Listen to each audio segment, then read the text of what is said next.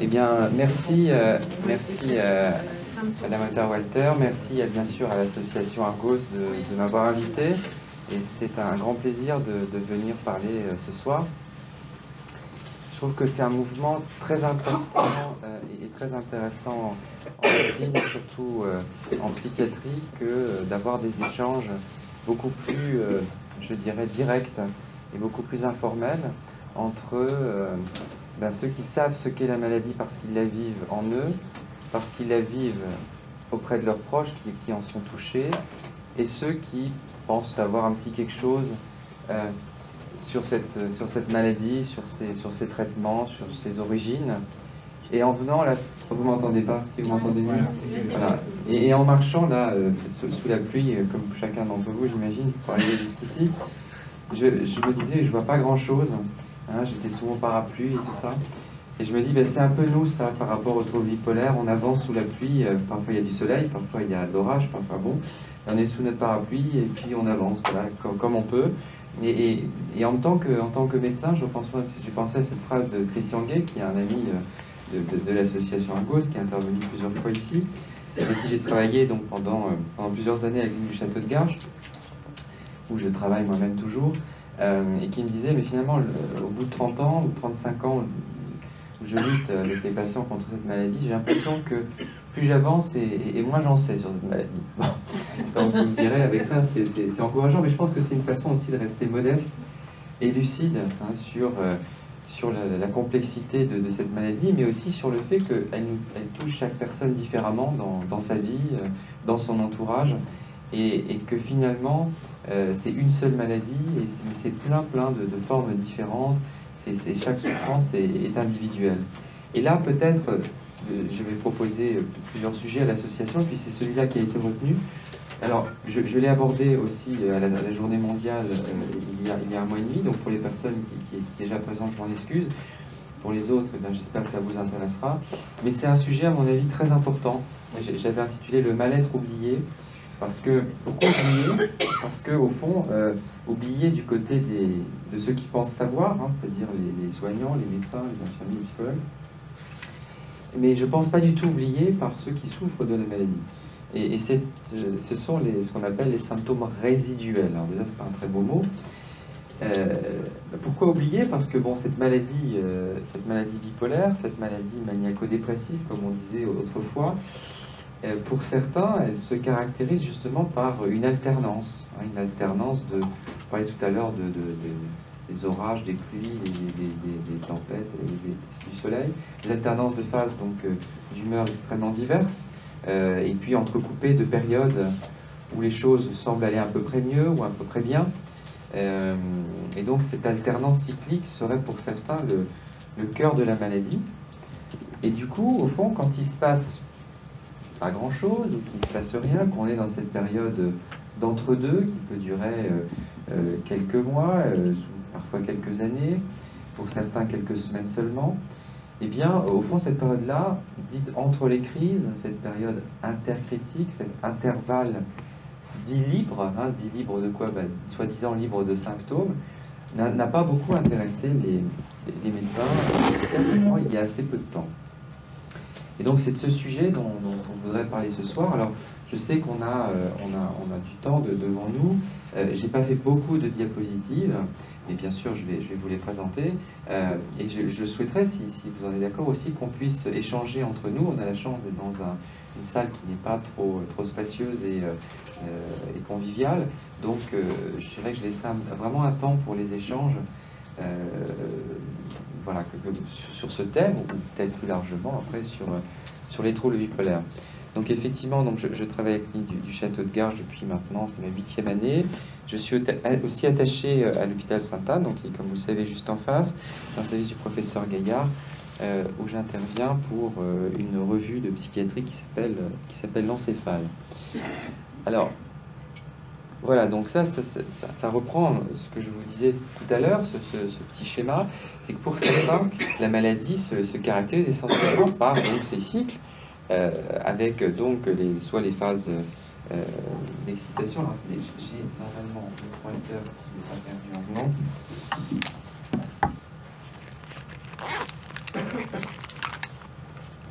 marcher.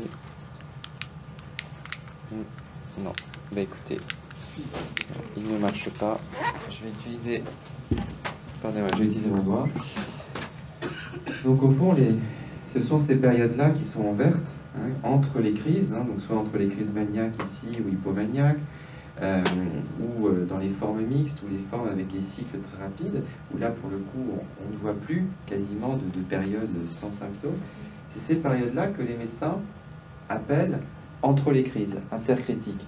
Et vous voyez, c'est figuré en vert, sous-entendu en vert tout va bien, hein, c'est feu vert, j'avance, voilà. Et finalement, on s'est rendu compte que peut-être c'était pas si simple.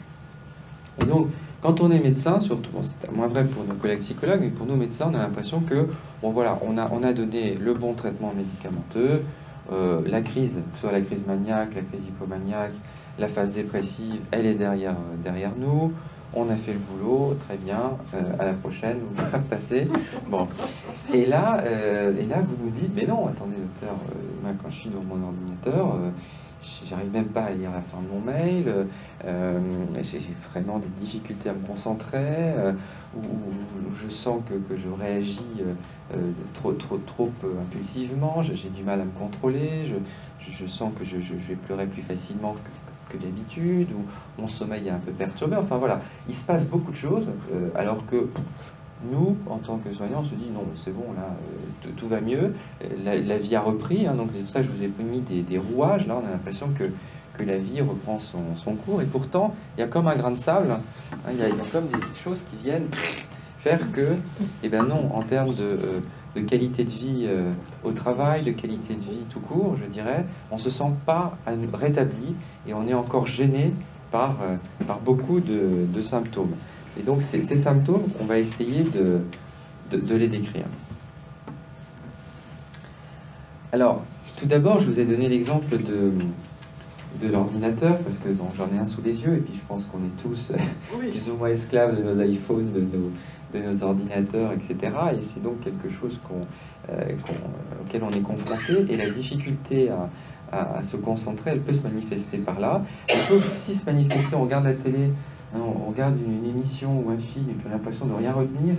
Comme si, alors on arrive à suivre comme ça instantanément, mais finalement on a terminé l'émission, puis on se dit mais au fond, qu'est-ce que j'ai l'impression d'avoir rien retenu. Hein, ou alors, si on aime lire, on se dit, mais d'habitude, je lis 20 pages, 30 pages, 50 pages sans m'arrêter. Et là, au bout de 3 pages, je suis exténué, je m'en sors pas. Alors, donc en fait, c'est cette atteinte, nous on appelle ça de la concentration de la mémoire et de l'attention, c'est ce qu'on appelle la sphère cognitive. Hein, donc c'est un mot franglais, je dirais, mais qui recouvre ces 3 dimensions extrêmement importantes qui sont reliées entre elles, hein, c'est-à-dire la capacité à focaliser notre attention, hein, notre concentration, à la maintenir aussi pendant une durée suffisante pour accomplir une tâche, que ce soit effectivement une tâche même ménagère, de la vie familiale, ou une tâche liée à notre travail ou à nos occupations. Ça peut être aussi donc la mémoire non seulement de travail pour réaliser des tâches, mais aussi d'évocation, c'est-à-dire d'aller chercher des souvenirs qui sont stockés et qui ne nous reviennent pas spontanément. Par exemple, j'ai un patient qui était très perturbé parce que c'est un monsieur qui a écrit 2 livres dans sa vie et il ne se souvenait plus du titre du 2e livre qu'il avait écrit.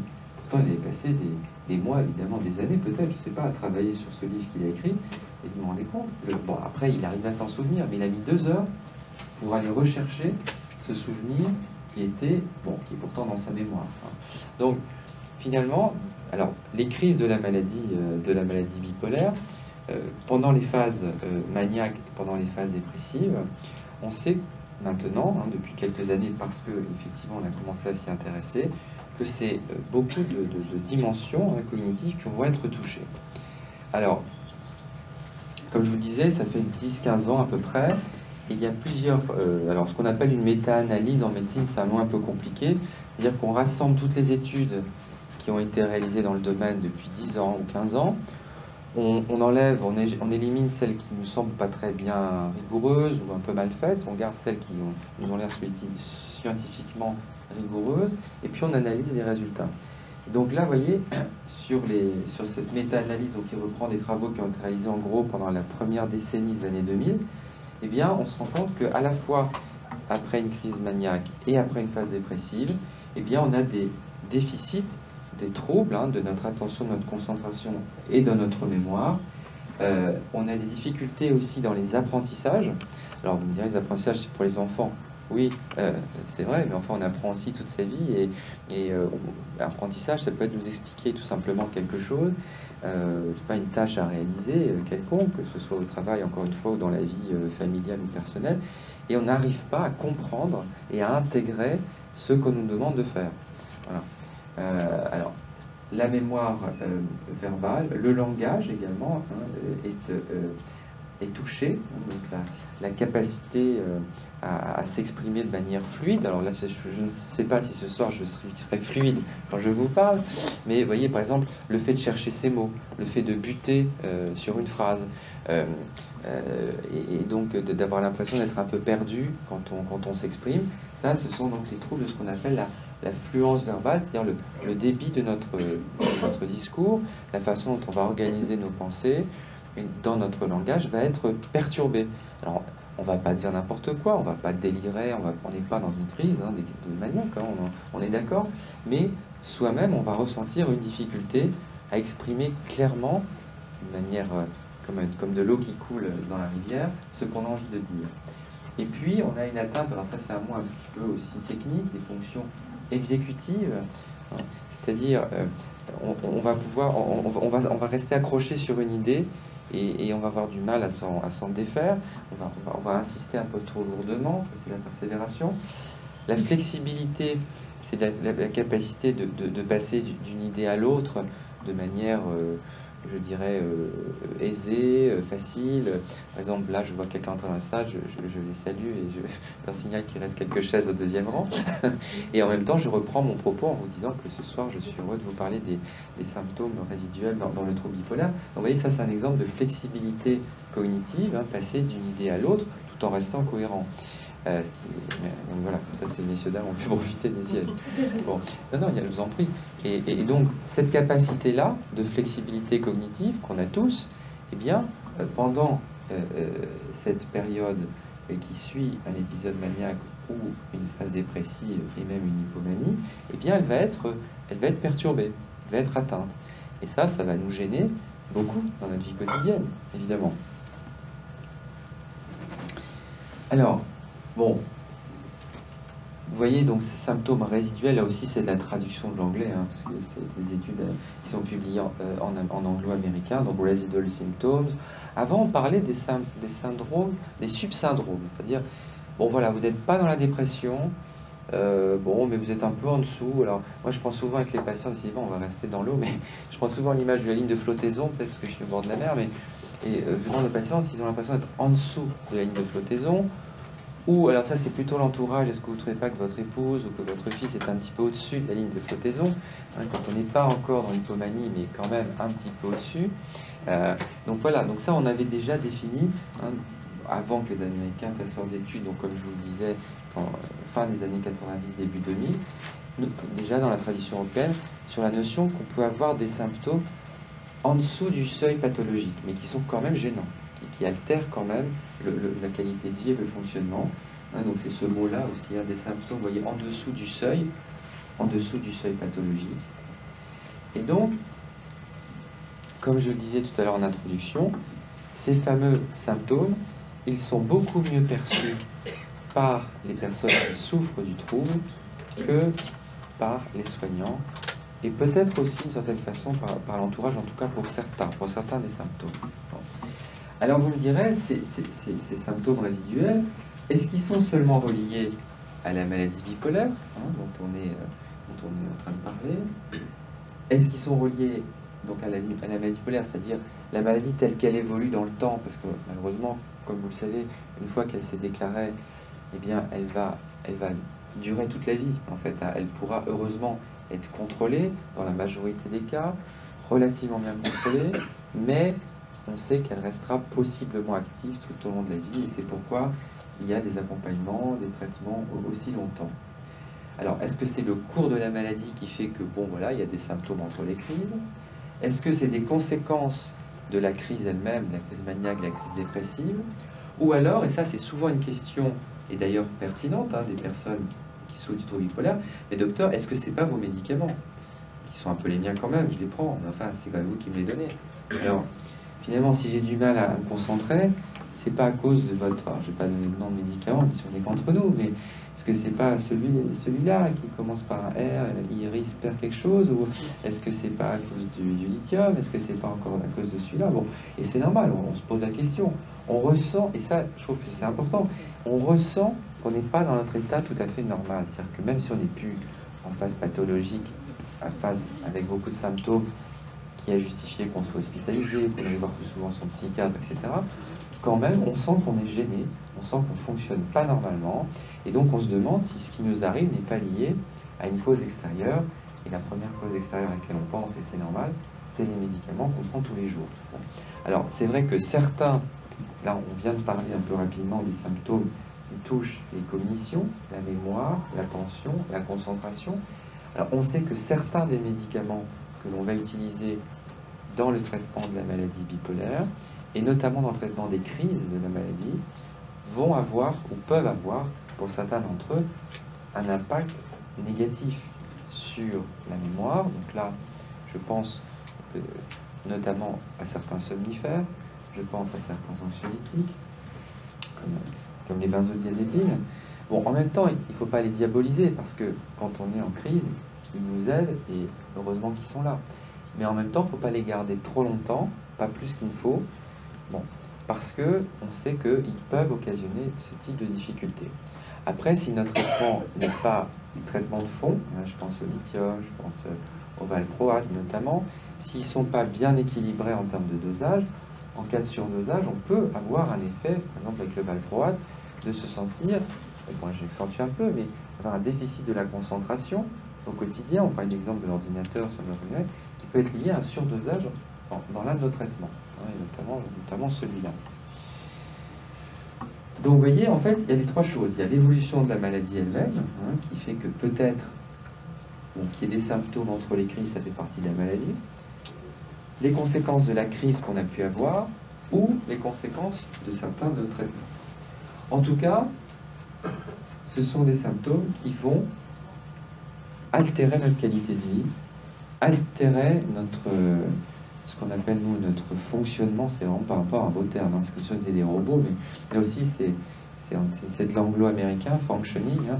Enfin, en gros, on pourrait dire notre manière d'être, hein, ce qu'on ressent, tout ce qu'on vit, ben voilà, ça va être touché, ça va être confronté, et ça va persister malgré la disparition de la crise maniaque, de l'hypomanie ou de la dépression. Voilà la façon dont on pourrait, je peux dire, définir un symptôme résiduel. Alors maintenant, donc, hein, là, vous voyez, c'est un peu plus étalé que ce que je vous montrais tout à l'heure, le petit segment vert entre chaque crise. Vous voyez, donc là, entre deux crises ici, on a donc cette période, hein, dite entre la crise intercritique. Alors on l'appelait aussi avant, vous savez, les médecins, on fait du grec autrefois, euthymie, hein, donc euthymie, ça veut dire bonne humeur en grec, période d'euthymie, donc en gros, ça c'est la vie du médecin, tout va bien, c'est pas la peine de venir, à la prochaine. Mais pendant cette période d'euthymie, vous voyez, ben, c'est pas si plat que ça. Hein, je vous parlais de la ligne d'horizon, et ouais, non, c'est pas si plat que ça. Alors, on peut avoir des symptômes résiduels, on a parlé donc des troubles cognitifs qui vont toucher donc l'attention, la concentration, la mémoire. On peut avoir des symptômes résiduels dépressifs, c'est-à-dire qu'on a quelques symptômes dépressifs. Ça, c'est extrêmement gênant. Hein, on se sent un petit peu plus ralenti. On a une tendance, hein, une réactivité émotionnelle sur le plan de l'humeur triste qui est trop forte. On a tendance à dormir un peu trop. Voilà, trois types de symptômes dépressifs résiduels qui peuvent persister. Ou alors on ne ressent pas suffisamment le plaisir qu'on ressent habituellement, comme là le plaisir d'être ensemble ce soir. Alors, on a comme une anesthésie intérieure, on ne ressent rien. Mais vous voyez, c'est un ou deux symptômes isolés, c'est pas tout un ensemble de symptômes dépressifs qui, auquel cas, ferait qu'on est ici, qu'on est dans la crise dépressive. Mais c'est quelques symptômes.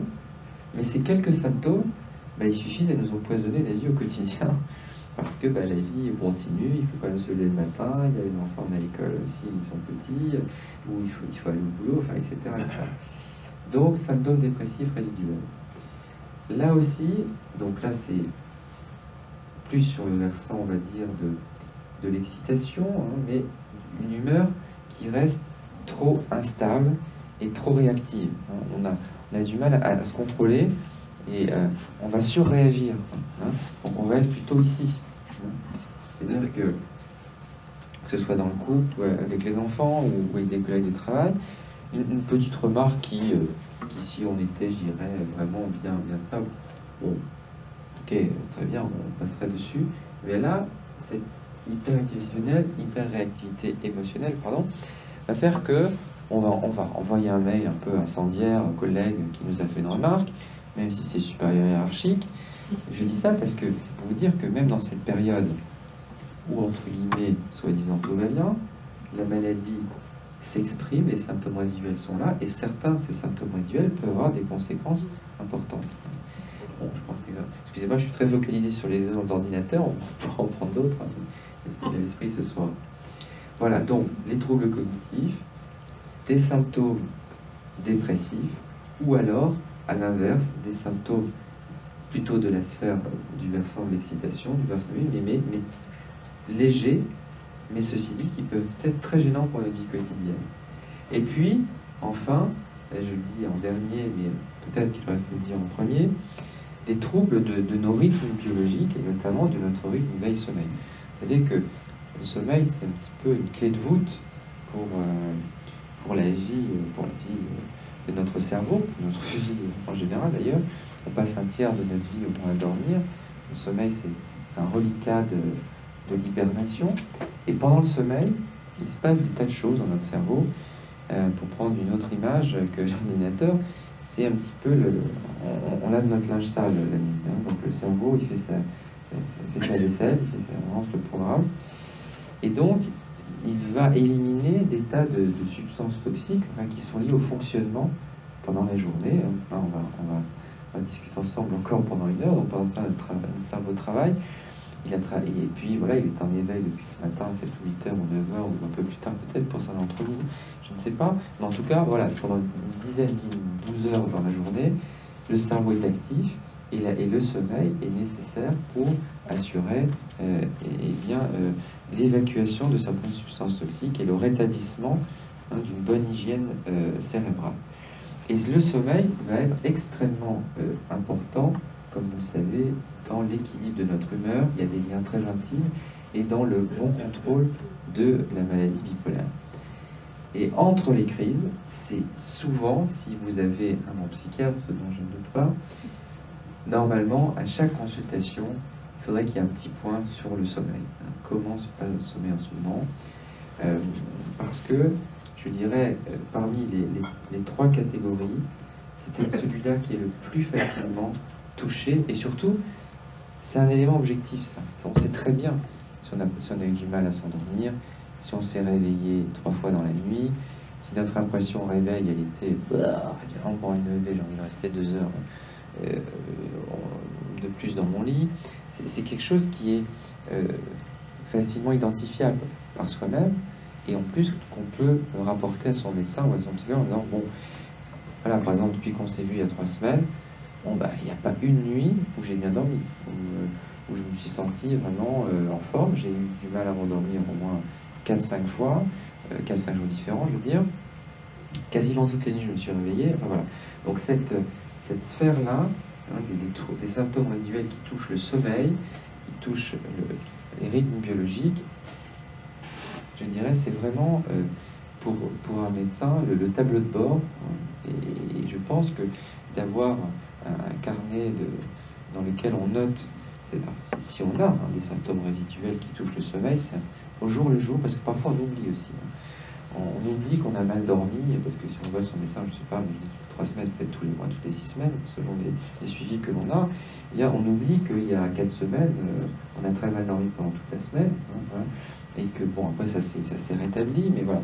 Donc 4 séries, 4 sphères qui vont être touchées, avec un grand focus sur grande attention sur le sommeil.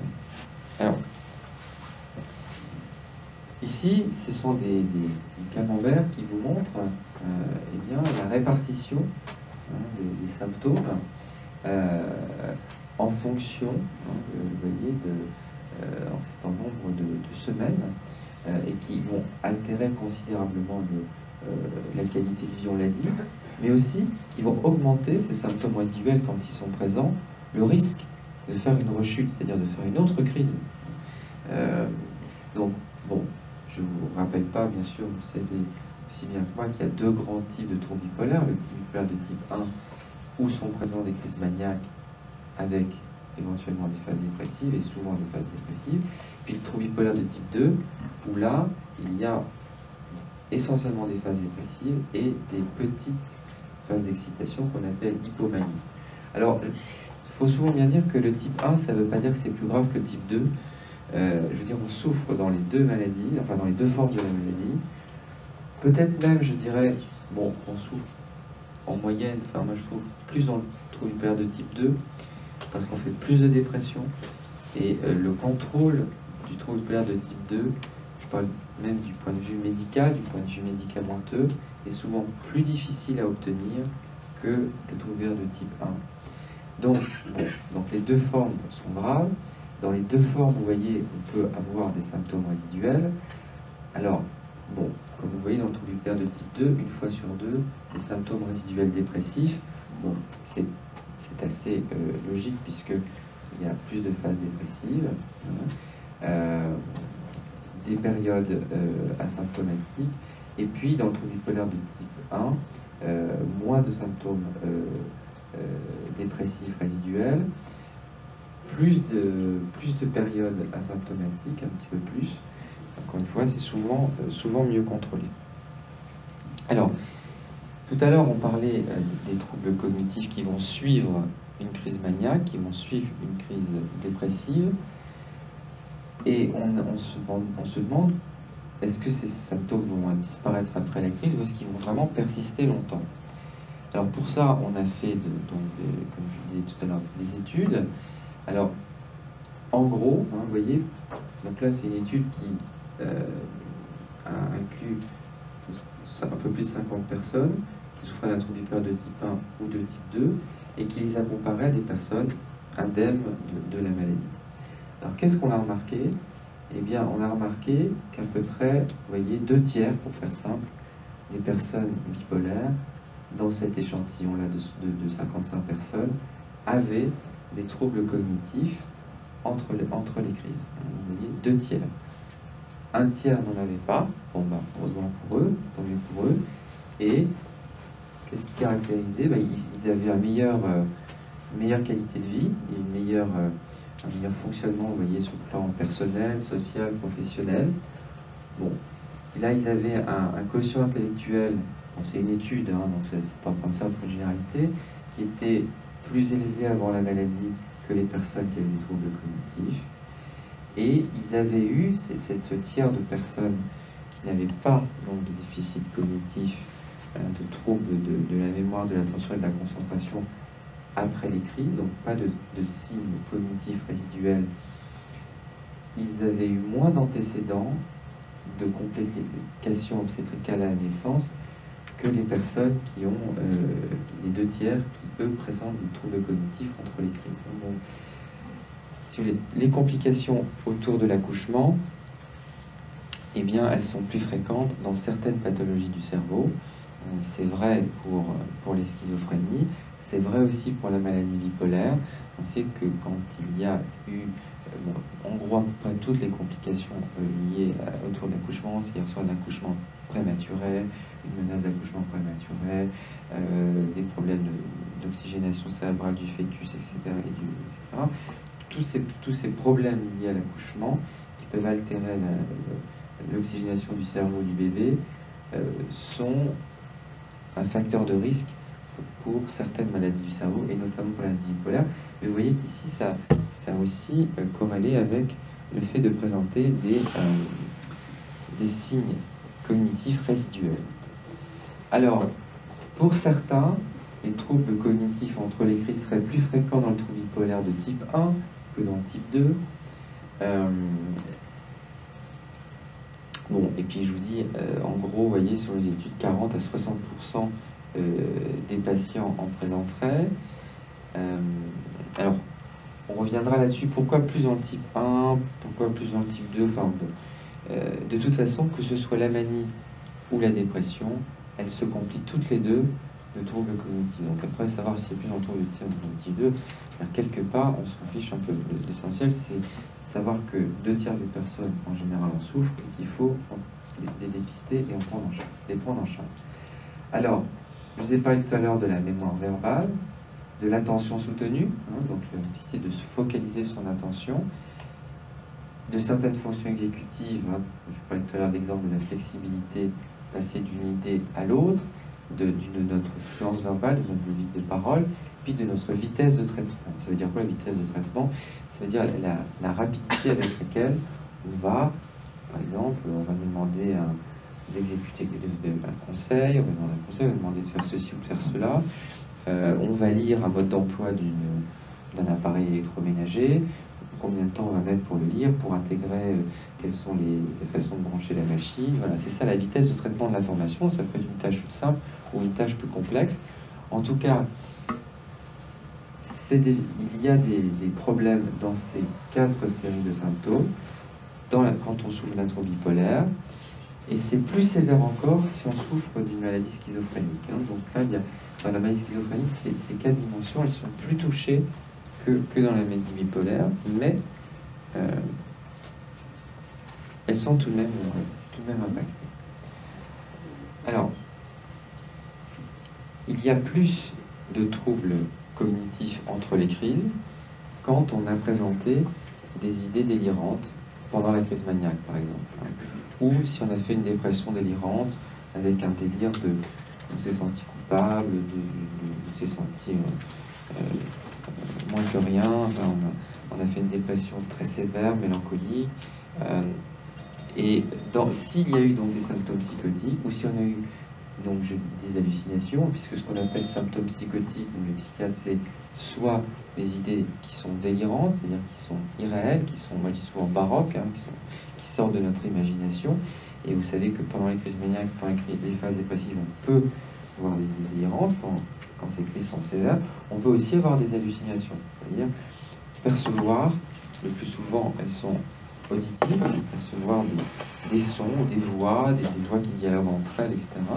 Donc si pendant les crises on a eu des idées délirantes ou des hallucinations, on a plus de risques d'avoir comme symptômes résiduels des troubles de la mémoire, de l'attention et de la concentration que si on n'a pas fait pendant la crise de symptômes psychotiques.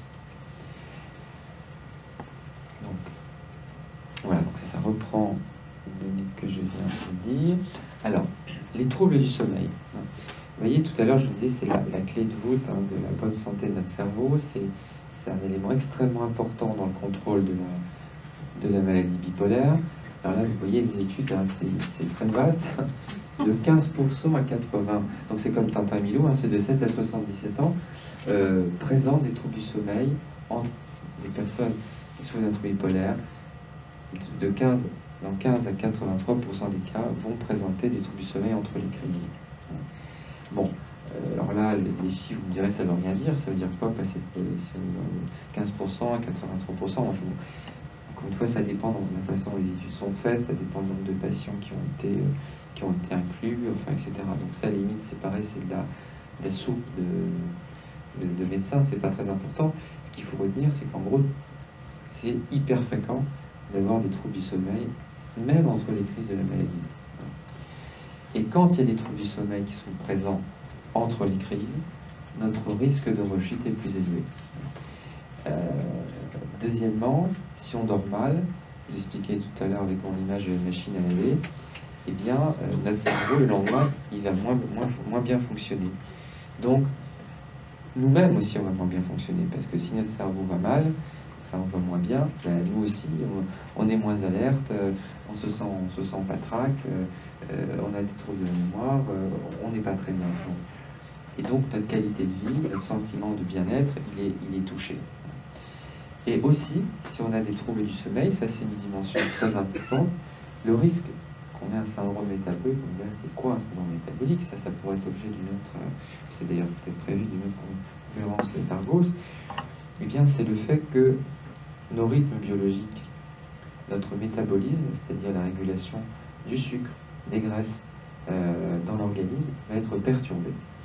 Donc, parce que pendant le sommeil, je vous parlais de la lessive qui passe dans le cerveau commandant tout l'organisme, toutes les principales fonctions de l'organisme, eh bien si le sommeil s'effectue mal, la régulation des grandes fonctions de l'organisme va aussi être perturbée. Et donc, si on a des troubles du sommeil entre les crises, la régulation de notre taux de sucre dans le sang va être altérée. Vous savez que le risque de diabète est plus élevé quand on souffre d'une maladie bipolaire. Et ça avait même été décrit avant les médicaments. Donc en fait, on pense que c'est peut-être pas forcément uniquement, en tout cas, lié aux médicaments. On a d'autres fonctions aussi.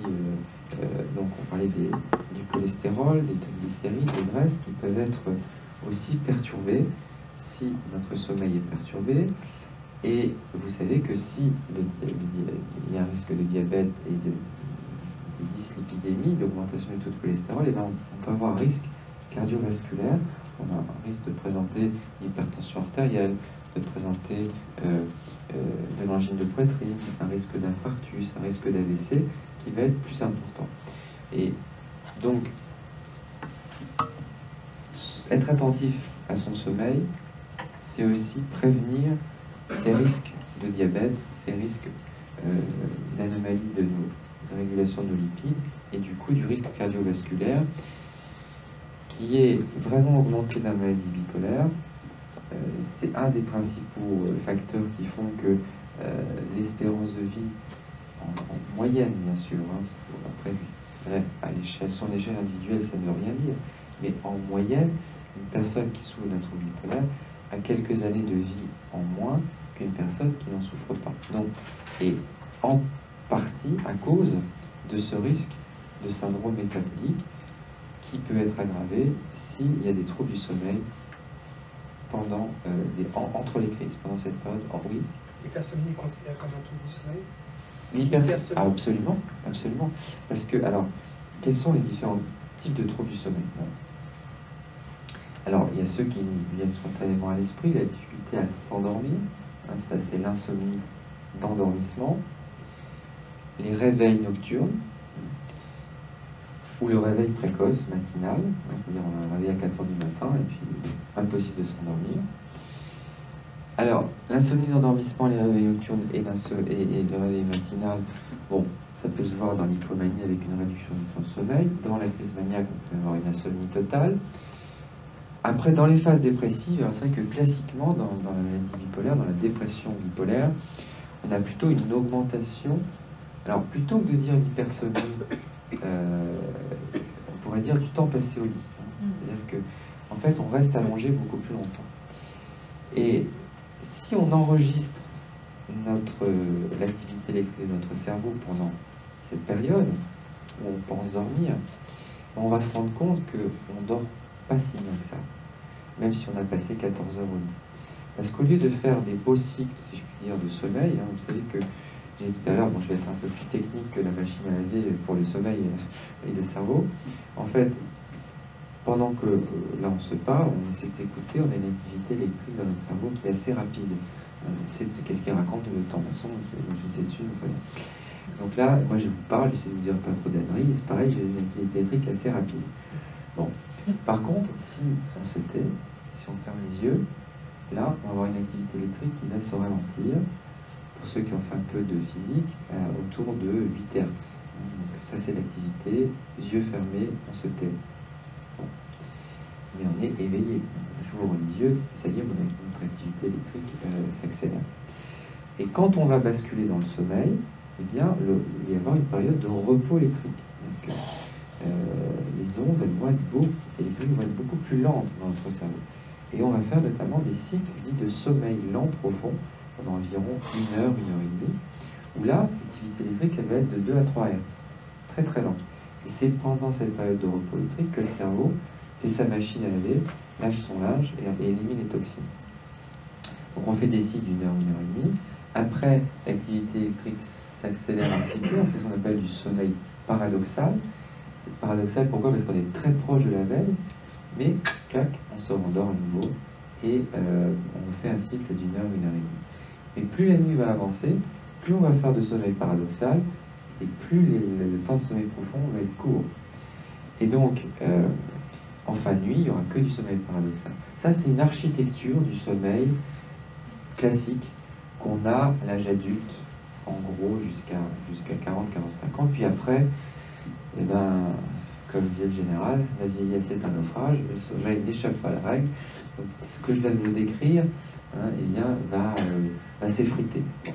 Et pour répondre à votre question, monsieur, l'hypersomnie dans le trouble, dans la maladie bipolaire en phase dépressive, c'est surtout du sommeil paradoxal. Vous voyez, on fait très peu de pauvres, entre guillemets, cycles de sommeil profond, qui sont les sommeils où on récupère vraiment, où le cerveau fait sa lessive.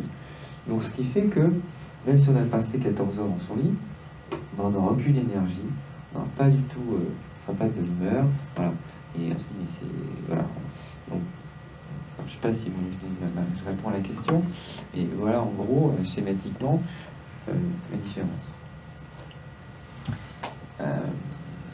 Alors, maintenant, les symptômes résiduels, ils peuvent être, heureusement d'ailleurs, pris en charge. Comme je vous le disais, ça fait une quinzaine d'années, un peu plus, une petite vingtaine d'années. Oui, il y a une question au bout de la salle. En fait, je trouve très intéressant tout ce que vous venez de nous expliquer. Oui. C'est très dommage que sur le nombre de psy que j'ai croisés, on n'en ait jamais parlé, que j'ai découvert ça à l'hôpital que j'ai connu au laboratoire du sommeil. Oui. Et il s'avère que cette semaine, j'ai pris ma dernière séance avant-dernière séance de sophrologie du sommeil. Oui. Et j'ai demandé à la responsable si elle était d'accord pour faire une intervention au sein d'Argos pour nous transmettre ces exercices de respiration qui sont très bénéfiques.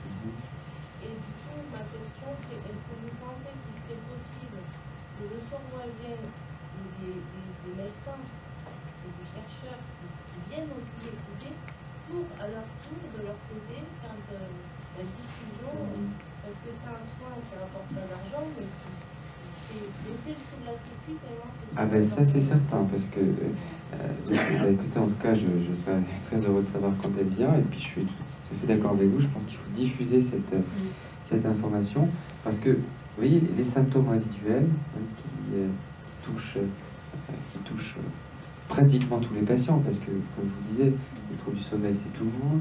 On a vu les troubles cognitifs, c'est 2 personnes sur 3. Bon, c'est énorme. La marge pour les gommer, ces symptômes-là, à mon avis, c'est surtout les approches, je ne dis pas qu'il ne faut rien faire au niveau du traitement médicamenteux, mais c'est surtout les approches non médicamenteuses, vous parlez de la sophrologie, qui vont donner une aide complémentaire pour gommer, éliminer ces derniers symptômes, si je puis dire, qui quand même nous pourrissent la vie, pour parler un peu familièrement. Donc effectivement, donc là vous parlez de la sophrologie, il y a aussi, je prends les choses un petit peu à l'envers, mais de la diapositive en tout cas, vous savez, la pleine conscience, par exemple, la mindfulness, comme on dit en français, personnellement, moi je trouve que justement pour la maladie bipolaire, entre les crises, quand on a réussi, si je puis dire, avec les médicaments à faire qu'il n'y ait plus de grosses crises, c'est probablement une des techniques qui apporte le plus en termes de régulation des émotions, de qualité de vie et de régulation du rythme veille-sommeil et du coup du bien-être que cela procure. Donc moi je trouve que ça devrait être, toutes les personnes qui sont dans le trouble bipolaire devraient avoir la chance, voire de découvrir cette technique de pleine conscience qu'en France Christophe André a importé et développé, si je puis dire. Je vous conseille son livre qui s'appelle Méditer jour après jour, qui est un best-seller. Il y en a avec le CD, ça permet je dirais, d'avoir des séances comme ça, d'initiation. Et quand la pleine conscience est pratiquée tous les jours, au moins 20 minutes, 15-20 minutes, eh bien il y a vraiment, je peux vous dire, bon, en tant que soignant, je vois l'effet sur les personnes qui souffrent du trouble bipolaire. Là, encore une fois, si on est en pleine crise, si on est en crise maniaque évidemment, mais même hypomaniaque, ou si on est en phase dépressive, c'est pas à ce moment-là qu'il faut pratiquer la pleine conscience. On peut y être, on peut nous en parler, je sais qu'à la clinique, on a un sophrologue qui est initié à la pleine conscience, mais c'est un peu pour prendre dans sa valise, pour le pratiquer après, quand on sera rétabli de la crise, mais pour autant, on aura encore des troubles du sommeil, une réactivité émotionnelle un peu trop forte. Et tout à l'heure, on parlait de cet exemple de la réactivité émotionnelle.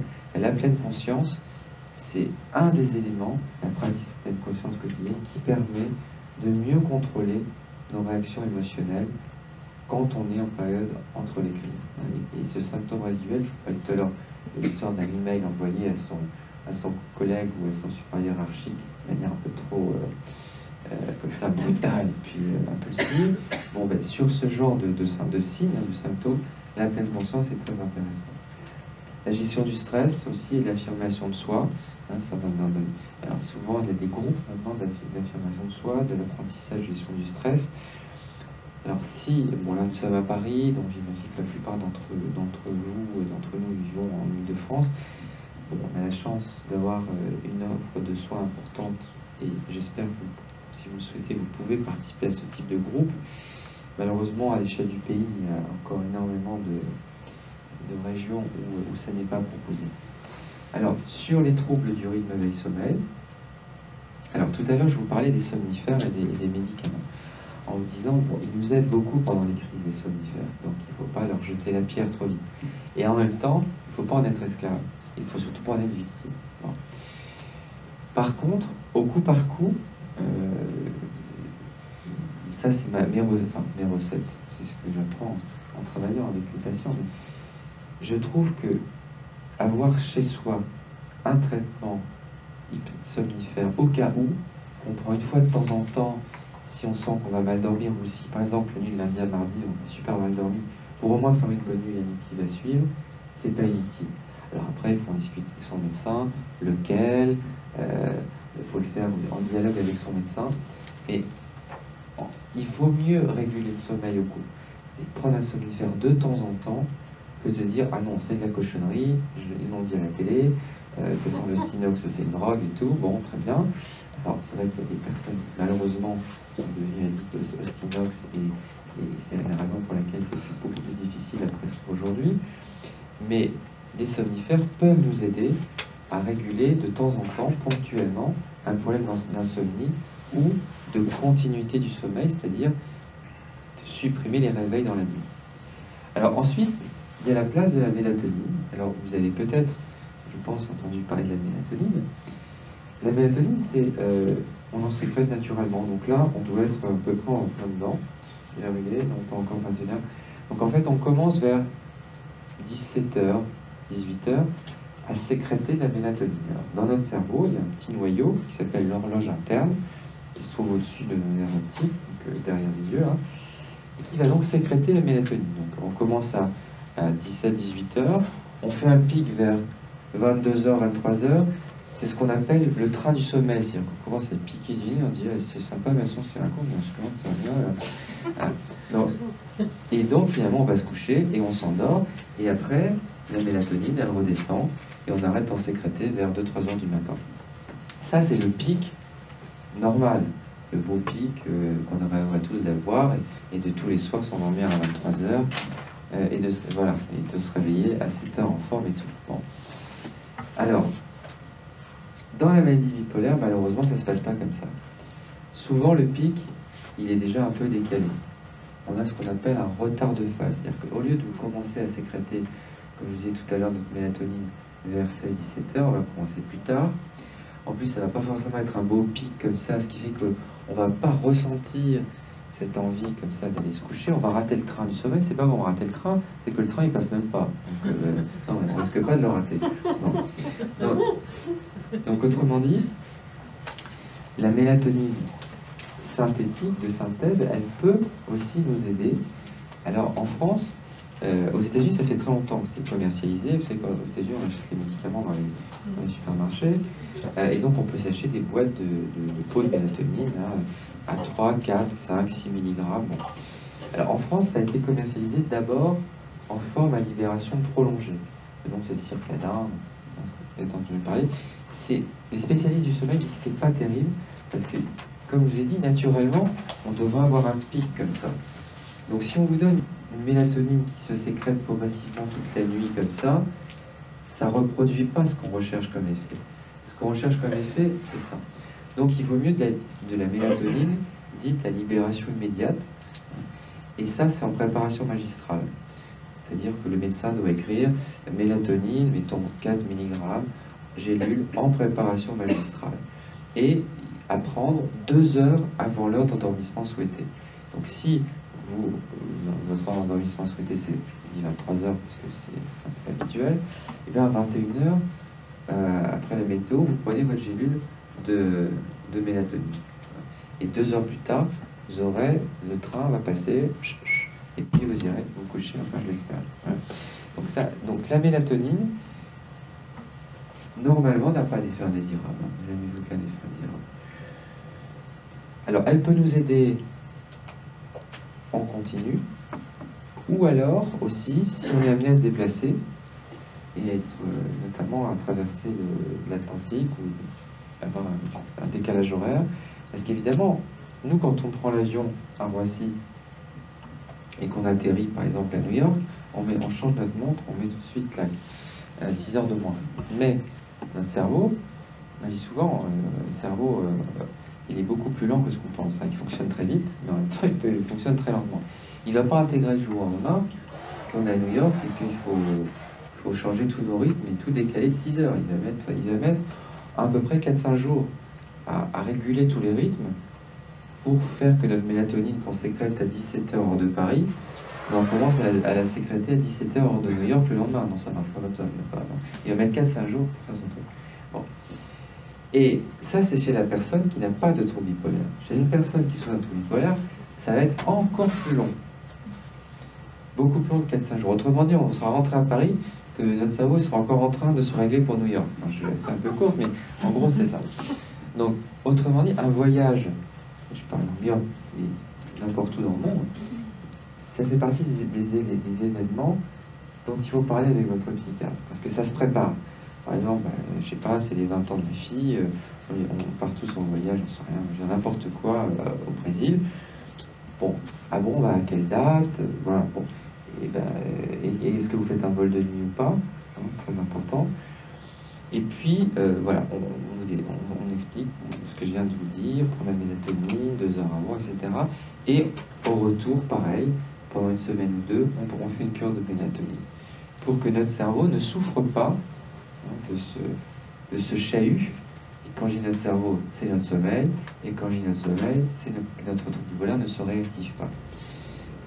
Un de mes jeunes patients, par exemple, il est parti il y a quelques semaines aux Antilles avec ses parents. Bon, il n'en avait pas parlé, je ne vais pas non plus poser la question, donc c'est la faute de personne. Donc il était là-bas, et au bout de 3 jours, il m'a appelé en me disant qu'il ne dormait plus. Donc, bon, on a fait accès à l'ordonnance, on s'est débrouillé. Alors, je ne dis pas que si on avait mis la mélatonine, ça aurait été mieux, mais enfin, peut-être ça aurait été mieux. Et ça, c'est une petite chose, mais dans la gestion de sa maladie, même si la maladie est bien contrôlée, ça fait partie des éléments qu'on doit évoquer avec son médecin et sur lesquels votre médecin doit être attentif. Alors, ça, c'est les aspects médicamenteux et la mélatonine pour les rythmes veille-sommeil. Ensuite, il y a 2 types de thérapies, surtout celle-ci. La thérapie interpersonnelle centrée sur la régulation des rythmes sociaux, qui a été développée en France, notamment par mon collègue Thierry Botaille, qui est à Martigues, dans les Bouches-du-Rhône. Alors, en gros, pour ceux qui connaissent, c'est une technique assez proche des thérapies cognitives et comportementales, mais qui est centrée justement sur le rythme biologique et notamment sur le rythme veille-sommeil. On tient, alors souvent ça se pratique en groupe, on surveille ensemble nos rythmes veille-sommeil avec un agenda du sommeil. Il y a des choses, par exemple, toutes simples qui ne sont pas à faire. Par exemple, ne pas prendre un bain chaud ou une douche chaude le soir. Ne pas faire du sport le soir. J'aime bien faire du sport, mais quand on fait du sport, on élève la température de notre corps. Hein, c'est logique puisqu'on bouge, etc. Or, tout à l'heure, je vous disais, mais le sommeil, c'est un reliquat de l'hibernation. Et quand un ours hiberne, sa température corporelle, d'abord il hiberne en hiver, vous allez me dire, donc c'est logique qu'il est plus froid, mais bon, la température du corps baisse. Et nous, pendant notre sommeil, c'est le cas. C'est-à-dire qu'on a toujours plus de fièvre quand on est malade le soir que le matin. Donc, la nuit, le fait que la température centrale, la température du corps baisse, ça favorise le basculement électrique dans le sommeil, hein, le repos électrique. Donc si vous prenez une douche chaude, allez, le soir, vous aurez plus de mal à vous endormir que si vous prenez un bain froid. Et un bain froid, il faut aimer, mais par contre, ne pas aller faire son footing à 21h, comme font beaucoup de Parisiens, si on souffre d'un trouble bipolaire. C'est autant, c'est très très important d'avoir une hygiène de vie et de faire du sport pour équilibrer son humeur, surtout si on souffre d'un trouble bipolaire. Mais pour autant, faire du sport le soir, après 20h, ça n'est pas une bonne chose. Alors, à l'inverse, quand on est dans une phase dépressive ou qu'on a des symptômes dépressifs résiduels, le matin, de prendre une douche chaude pendant, il ne s'agit pas de se cramer, hein, mais pendant 20 minutes, 30 minutes, c'est très utile. Il y a une étude très, je dirais, rigoureuse qui a été publiée dans un grand journal de psychiatrie il y a quelques mois, qui montre que ça réduit les symptômes dépressifs, et notamment les symptômes dépressifs résiduels. C'est bien parce que, ça prend un petit peu de temps, c'est vrai, mais c'est naturel, ça ne coûte rien. Et pourquoi le principe, c'est l'inverse de ce que je viens de vous expliquer pour le soir, en prenant une douche chaude pendant suffisamment longtemps, ou un bain chaud si vous avez une baignoire à la maison, pendant 20 ou 30 minutes, eh bien vous allez élever la température de votre corps. Et en élevant la température de votre corps, le cerveau va comprendre qu'il faut qu'il bascule en mode éveil. Parce que le matin, quand on est en phase dépressive ou quand on a un syndrome dépressif résiduel, on est moins bien. On a des ruminations, on n'a pas envie de se lever, on est en potage, bon. Et le fait d'augmenter la température du corps, ça va neutraliser ces ruminations, ce sentiment de malaise, qui sont notamment liés à certains réseaux cérébraux qui se mettent à tourner tout seuls. On appelle ça les réseaux du mode par défaut de stimulation, des réseaux de neurones qui se mettent en branle parce qu'il ne se passe rien en quelque sorte, et qui entretiennent les ruminations, le mal-être. C'est comme si finalement on ne sortait pas du sommeil paradoxal dont je vous parlais tout à l'heure. Hein. On reste dans le brouillard. Voilà. Donc il faut, pour ça, aider notre cerveau à basculer dans l'éveil, hein, et dans l'état de veille, et d'élever la température corporelle en prenant notre douche un peu chaude un peu plus longtemps, de manière répétée, enfin tous les jours.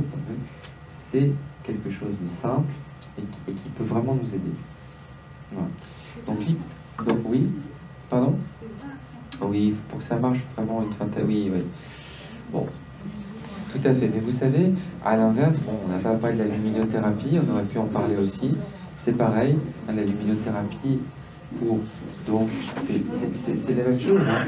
C'est un autre stimulus. Hein. Le rythme éveil-sommeil, le rythme se cale sur les variations de température et aussi de luminosité. Donc, une douche chaude et la luminothérapie, ça va dans le même sens. C'est pour aider notre cerveau à passer plus facilement en mode d'éveil. Et on pourrait dire c'est beaucoup 20 minutes, mais si on se sent beaucoup mieux après, si on commence la journée de manière beaucoup plus énergique et positive, et ben ça vaut peut-être le coup de passer 20 minutes sur la douche.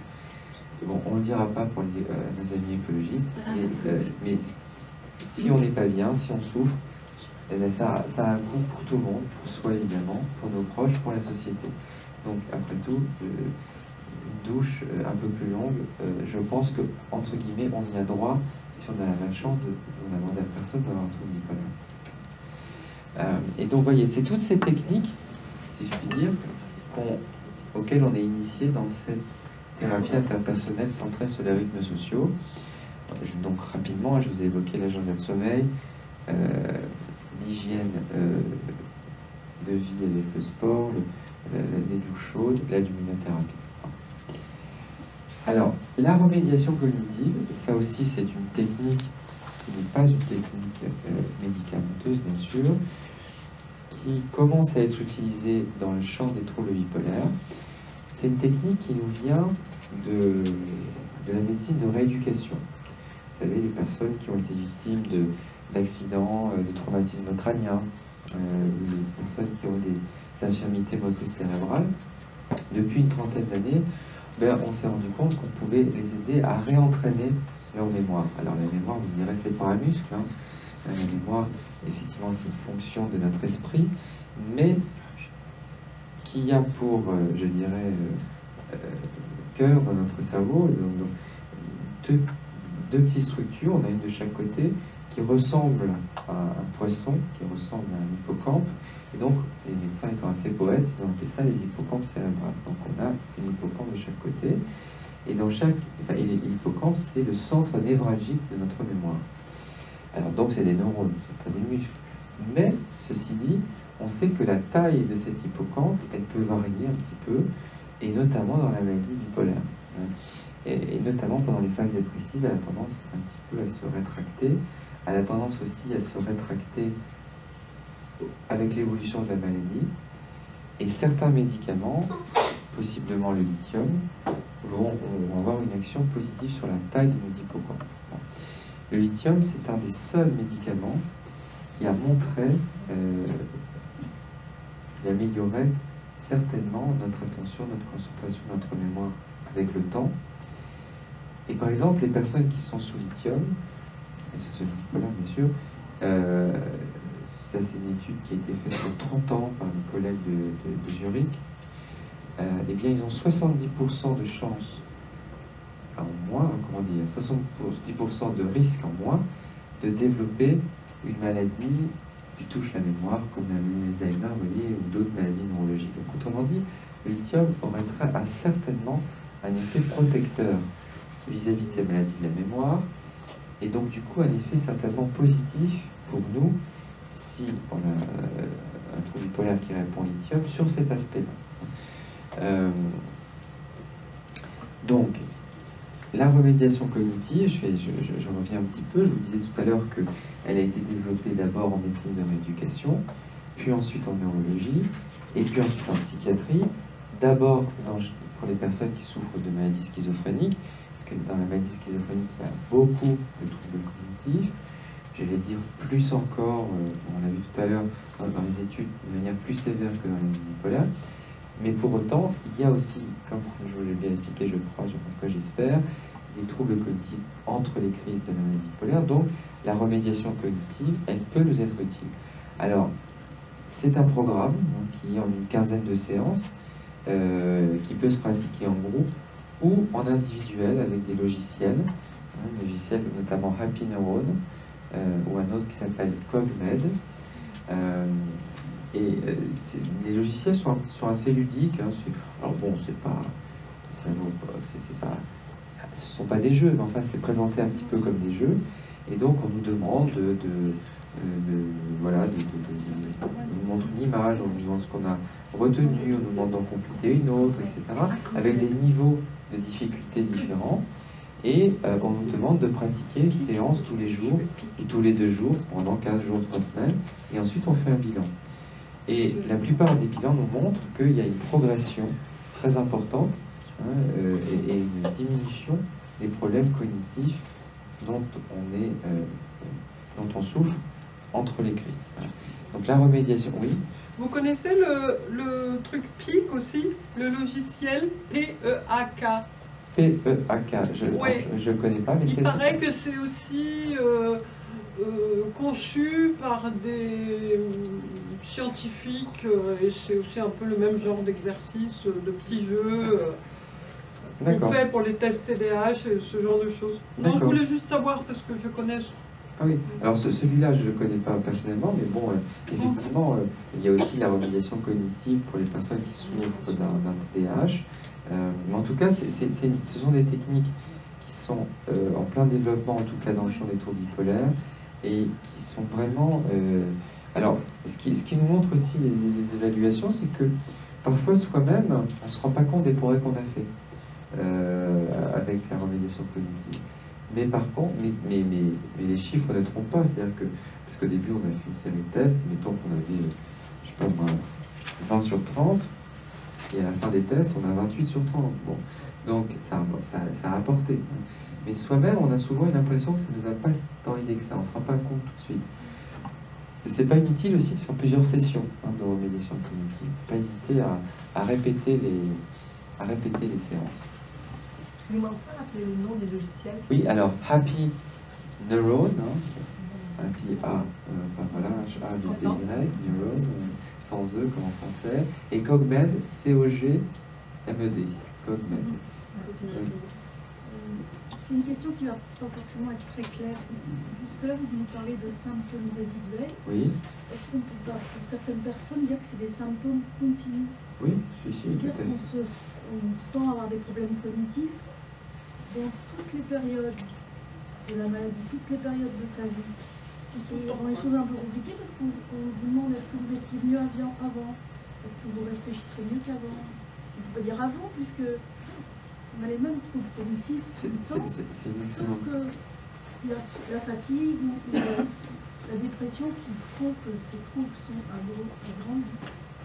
Mais tout à fait, c'est une excellente question, parce que par exemple, avant que ne commence la maladie, on vous dire, elle a commencé quand? Bon, on va essayer d'être simple, soit on a commencé par une phase dépressive, soit on a fait une crise maniaque, à la fin de l'adolescence, au début de l'âge adulte. Grosso modo, après ça peut commencer plus tard, ça peut concerner, bon, enfin grosso modo c'est ça. Et bien les études aussi montrent que si on s'intéresse aux troubles cognitifs dès l'enfance, dès l'adolescence, il y en a peut-être déjà qui sont présents. Donc ils seraient présents déjà avant l'arrivée des crises. Bien sûr, je suis d'accord avec vous, madame, ils sont aussi présents pendant la crise. Pendant la crise maniaque, et ben on ne retient pas tout ce qu'on... Parfois, heureusement d'ailleurs, tout ce qu'on a dit, tout ce qu'on a fait, etc. Pendant la phase dépressive, alors là, on a beaucoup de mal à solliciter notre mémoire. Je parlais tout à l'heure l'exemple de mon monsieur là, qui ne savait plus quel était le titre du deuxième livre qu'il avait écrit. Bon, il a mis 2 heures à s'en rappeler. Bon. Et ils sont présents aussi entre les crises. Et après, est-ce qu'avec l'âge, ils vont s'aggraver? Parfois oui, parfois non. Enfin, donc effectivement, comme vous disiez, finalement, ça nous suit tout le temps, ce problème de troubles cognitifs. Donc, et c'est d'ailleurs pour ça que peut-être pour les enfants de personnes bipolaires, c'est un aspect sur lequel il faut être très vigilant. Et peut-être les dépister très tôt. Et mettre en place, non pas des médicaments, mais de la remédiation cognitive, si notre fils, notre fille, on a repéré qu'il y avait des difficultés cognitives et dans les apprentissages scolaires, on peut s'en rendre compte un peu plus facilement si on est attentif. Pareil pour les troubles du sommeil chez les enfants. Vous savez que si on souffre d'un trouble bipolaire, notre fils, notre fille a malheureusement plus de risques de développer la maladie. Puisque le risque, on estime, quand on souffre soit de la maladie, notre enfant a 15% de risque de souffrir de la maladie. Alors que dans la population générale, c'est 2 à 4%. Si notre conjoint est bipolaire, enfin si l'autre parent, c'est pas forcément aujourd'hui, tout est possible. En tout cas, si l'autre parent souffre aussi d'une maladie bipolaire, mais là le risque, si on est tous les deux bipolaires, le papa et la maman, chez l'enfant, il est presque de 50%. Donc ça devient un risque important. Donc il faut être d'autant plus attentif. On dirait que ça fait une chance sur 2 de ne pas l'être. Et c'est comme ça qu'il faut voir les choses. Sinon, si dans la vie, on peut toujours le verre à moitié vide, malheureusement, on a du mal à avancer. Mais voilà, je pense que c'est une question très importante. Et enfin, j'en profite pour parler de cette attention au dépistage précoce des premiers signes, pas seulement dépistage précoce d'une crise, mais dépistage précoce des signes qui peuvent être très très précoces pour la sphère cognitive, mais aussi pour les troubles du sommeil. On parlait tout à l'heure du fait que quand on souffre d'un trouble bipolaire, on sécrète mélatonine beaucoup plus tard. Vous vous rappelez? Alors quand on est adolescent, on a tous été adolescents, on est peut-être un peu restés, vous vous souvenez, on aimait bien sortir tard et on se réveillait à 2h de l'après-midi, etc. Alors les adolescents ont une tendance naturelle au retard de phase. Hein, la sécrétion de mélatonine chez les adolescents se fait plus tard. Puis après, avec l'âge adulte, on se calme plus ou moins. Et aussi, les rythmes sociaux nous aident à ça. Parce qu'après, quand on n'est plus ado, ben, on est au boulot, etc. On doit quand même bien se lever. Donc notre cerveau s'adapte aussi. Hein, donc bon. Mais quand on est enfant, normalement, on a un sommeil lourd. Hein, le bébé, il passe dans les premiers mois de leur vie quasiment les 4/5 de la journée à dormir. Donc les troubles du sommeil chez l'enfant, surtout si son papa ou la maman ou les deux sont bipolaires, il faut être très attentif. Ça peut être aussi un signe précoce. Et vous voyez, tout à l'heure, on disait que c'était aussi un symptôme résiduel. Hein. Effectivement, ce mot de symptôme résiduel, bon, après, il est imparfait, hein, mais c'est pour ça que je disais tout à l'heure, est-ce que c'est pas des symptômes continus? Vous vous rappelez tout à l'heure aussi la diapositive où je vous disais, bon, au fond, ces symptômes, est-ce qu'ils sont liés aux crises? Est-ce qu'ils sont liés aux médicaments? Ou est-ce qu'ils sont liés à la maladie elle-même, à la maladie bipolaire qui évolue, hein? Donc ça irait plus dans votre sens, à ce moment-là, de dire, ils sont peut-être liés à la maladie et au fond, ils sont continus. Alors, une fois qu'on a dit ça, soyons actifs tout le temps. Et soyons vigilants tout le temps pour les débusquer et pour les prendre en charge avec les techniques. Bon, alors, j'espère que d'autres encore vont se développer, mais en tout cas, on a encore beaucoup à faire sur ce plan-là. Les logiciels dont vous parlez, comment on peut y accéder? Oui. Alors, comment on peut y accéder? Alors, il y a ils sont payants, si j'ose dire. Nous, par exemple, mais c'est pas très très cher pour un hôpital ou pour un centre médico-psychologique ou pour une clinique. Donc en fait, une fois que l'hôpital ou la clinique ou le centre médico-psychologique a cotisé, eh bien on peut se connecter avec des identifiants, un code. Alors idéalement, ce qui est bien, c'est qu'il y ait un ou une neuropsychologue qui puisse nous aider d'abord à faire l'évaluation pour savoir quels sont nos déficits cognitifs. Est-ce qu'on a plus de déficits sur l'affluence verbale, sur la concentration, sur la mémoire? Est-ce que c'est la flexibilité? Vous voyez, tous ces tests que fait la neuropsychologue, ils vont nous permettre de cibler bien nos difficultés et du coup de concentrer notre rééducation cognitive sur telle ou telle tâche. Voilà. Donc idéalement, si on peut avoir un accompagnement par une neuropsychologue au début au moins et à la fin, ça c'est vraiment l'idéal. Si ça peut se faire en séance de groupe ou en individuel si on se connecte sur le logiciel. Et monsieur, vous avez une question aussi? C'est un témoignage par rapport à la mélatonine. Oui. J'avais des difficultés d'endormissement le soir. Oui. Et donc, pour mon fils aussi, il a passé un centre de sommeil, donc je me suis renseigné sur la mélatonine. Elle est sécrétée naturellement par le corps avec la baisse de la luminosité. Absolument. Donc, je me suis dit qu'une demi-heure, 3/4 d'heure avant l'heure où je souhaitais me coucher, j'allais me mettre à porter des lunettes de soleil. Voilà, et comme ça doit, j'imagine, ça aide mon corps à sécréter de la mélatonine. Et j'ai constaté que je m'endormis, je me mettais au lit, je me sentais bien au lit, j'avais l'esprit moins alerte. Et je m'endormissais, je m'endors sans trop m'en rendre compte. Beaucoup plus facilement. J'attends pas le sommeil longtemps qui arrive, etc. Tout à fait. Ça, alors, on parlait de la luminothérapie. Hein, on développe, vous avez déjà tous vu les appareils de luminothérapie qui sont des comme ça. Et maintenant, on développe des lunettes qu'on peut porter le matin une demi-heure et qui vont être diffuser de la lumière aussi pour favoriser l'éveil de notre cerveau. Et ce que votre expérience il y a d'un an, c'est l'inverse. Et effectivement, à la baisse de la luminosité, en hiver il y a moins de lumière, vous vous rappelez l'histoire du sommeil, d'hibernation, etc. Effectivement, pour s'endormir, pour mettre notre cerveau au repos, il faut, alors on a parlé de la température corporelle, mais la lumière aussi, hein, et les stimuli sonores aussi. Hein. Si on met la télé à fond, que toutes les lumières sont allumées dans l'appartement, vous me direz c'est évident ce que vous racontez, mais non, mais après, tous ces éléments-là sont très très importants.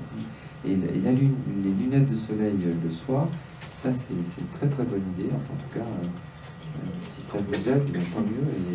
Et ça ne coûte rien, c'est pas toxique, et on a tous des lunettes de soleil, même si aujourd'hui on les a pas portées. Oui, il y avait d'autres questions, je crois, madame. Je voulais savoir par rapport à la pleine conscience, est-ce qu'il y a des endroits où quand on a trop bipolaire, est-ce qu'on peut aller n'importe où faire de la pleine conscience, ou c'est bien d'aller dans des centres auprès de personnes qui connaissent en plus le trouble bipolaire? Alors, c'est une très bonne question. Bon, c'est vrai que ça se développe partout. Hein.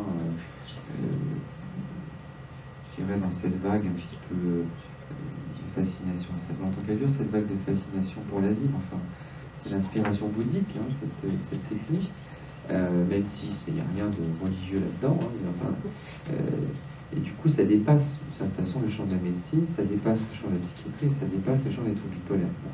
Donc, c'est vrai que soi-même, si on souhaite en faire un usage, c'est pas vrai, ou en tout cas une pratique personnelle pour nous aider dans notre santé, je pense qu'il faut mieux, effectivement, être initié et accompagné dans cette démarche par des personnes qui connaissent quand même la maladie bipolaire. Parce que il est clair, je ne sais pas si vous, par exemple, une amie qui est psychologue, qui s'appelle Stéphanie Morin-Pellissolo, qui pratique la pleine conscience, dit toujours que on ne doit pas la pratiquer alors évidemment, quand on est en crise maniaque ou hypomaniaque, on n'arrive pas, de toute façon, l'accélération des idées fait qu'on n'arrive pas à se poser pour atteindre cet état de pleine conscience. Et quand on est en phase dépressive, c'est pareil, on est trop envahi par des ruminations, des idées tristes, voire les idées noires, pour atteindre cet état de pleine conscience. Donc il faut aussi que la personne qui va nous accompagner, elle soit au courant de ce qu'est la maladie bipolaire, de comment elle se manifeste, etc. Sinon, effectivement, ça peut avoir des effets négatifs. Alors, effectivement, ça n'est pas encore assez développé dans l'univers des soignants en psychiatrie, mais ça commence quand même, de plus en plus, on commence à en parler. Il y a aussi des petites applications qui existent sur les iPhones, il y en a plusieurs, mais si vous n'avez pas la chance d'avoir des soignants qui soient formés, au moins parlez-en à votre psychiatre, demandez-lui ce qu'il en pense. Je vous ai parlé du livre de Christophe André tout à l'heure, et parlez à votre psychiatre. Est-ce que c'est bien le moment de commencer la pleine conscience? Qu'est-ce que vous en pensez? Voyez, que ce soit en dialogue au moins avec votre psychiatre. Enfin, je dis votre psychiatre, c'est pour votre entourage, mais attention, effectivement, c'est comme tout. Hein. Vous savez, le principe premier de la thérapeutique, c'est tout médicament est un poison. D'ailleurs, c'est le pharmacone, c'est-à-dire poison. C'est-à-dire que finalement, toute substance, elle peut nous aider ou nous nuire. Ben là, on pourrait dire pareil pour la pleine conscience, dans la maladie bipolaire. Si on la fait n'importe où, enfin, n'importe où, en tout cas n'importe quand, elle peut nous nuire. Elle nuit à un certain moment de la maladie, alors qu'en phase de stabilisation, elle peut grandement nous aider. Voilà. Donc, voilà, je sais pas. Comment peut-elle nous nuire? Comment peut... Si ce n'est qu'on ne puisse pas faire cette méditation, et donc être désolé de pas rentrer dans le jeu, mais comment ça pourrait nous nuire? Bah, elle pourrait nous nuire au sens qu'elle nous bénéficie pas. C'est plus c'est pas pertinent, voilà. C'est vrai que le mot nuisance, bon, je sais pas. On pourrait s'enfoncer dans les ruminations. Enfin, alors, excusez-moi. Absolument. Mais ça, c'est un élément de réponse oui. que j'allais évoquer. C'est effectivement, les ruminations peuvent être augmentées. Parce que les ruminations, je vous disais tout à l'heure, elles surviennent quand le cerveau n'est pas stimulé. Et du coup, le matin, on a du mal à sortir du sommeil, on rumine, etc. Quand on a une phase dépressive, et même le syndrome dépressif rituel. Et donc, si on se met artificiellement dans un état où on tend à la pleine conscience, c'est-à-dire qu'on essaie de se recentrer sur soi, de faire calcul de stimuli autour de nous, là, quand on est en phase dépressive ou si on a des symptômes dépressifs visuels, ça va activer les ruminations. Donc ça, c'est vrai que c'est un élément très important. Merci d'avoir souligné. Oui, est-ce qu'en termes psychiatriques, il y a vraiment une différence entre le mot pleine conscience et méditation? Qu'est-ce que c'est exactement la définition de la pleine conscience? Disons que la pleine conscience, c'est atteindre un état modifié de la conscience par une technique de méditation. Je ne sais pas ça vous parle pas. Ben, c'est une technique particulière, si vous voulez, qui est inspirée du bouddhisme, hein, qui vise à développer son sentiment d'être soi, de percevoir notre identité profonde, hein, de se recentrer sur l'instant présent. Vous voyez là, par exemple, je vous parle, et si j'essaie de me concentrer, je peux me concentrer sur mon corps davantage. Je peux faire attention au fait que, vous voyez, ma jambe ici droite est croisée et que mon mollet droit est posé sur mon jambier gauche et me focaliser là-dessus. Vous voyez, je peux me focaliser aussi sur le fait que le doigt de la main gauche tienne ce micro pour vous parler, voilà, et je peux ne pas y faire attention du tout. Donc la pleine conscience, ça passe aussi par un aspect corporel de recentrement sur soi. Alors je la fais un petit peu très très court, mais c'est pour dire qu'il y a une technique, il y a une approche. Et donc, cet état modifié de la conscience, pratiqué tous les jours, nous aide à réguler mieux nos émotions et notre sommeil. Voilà, pour le faire très raccourci.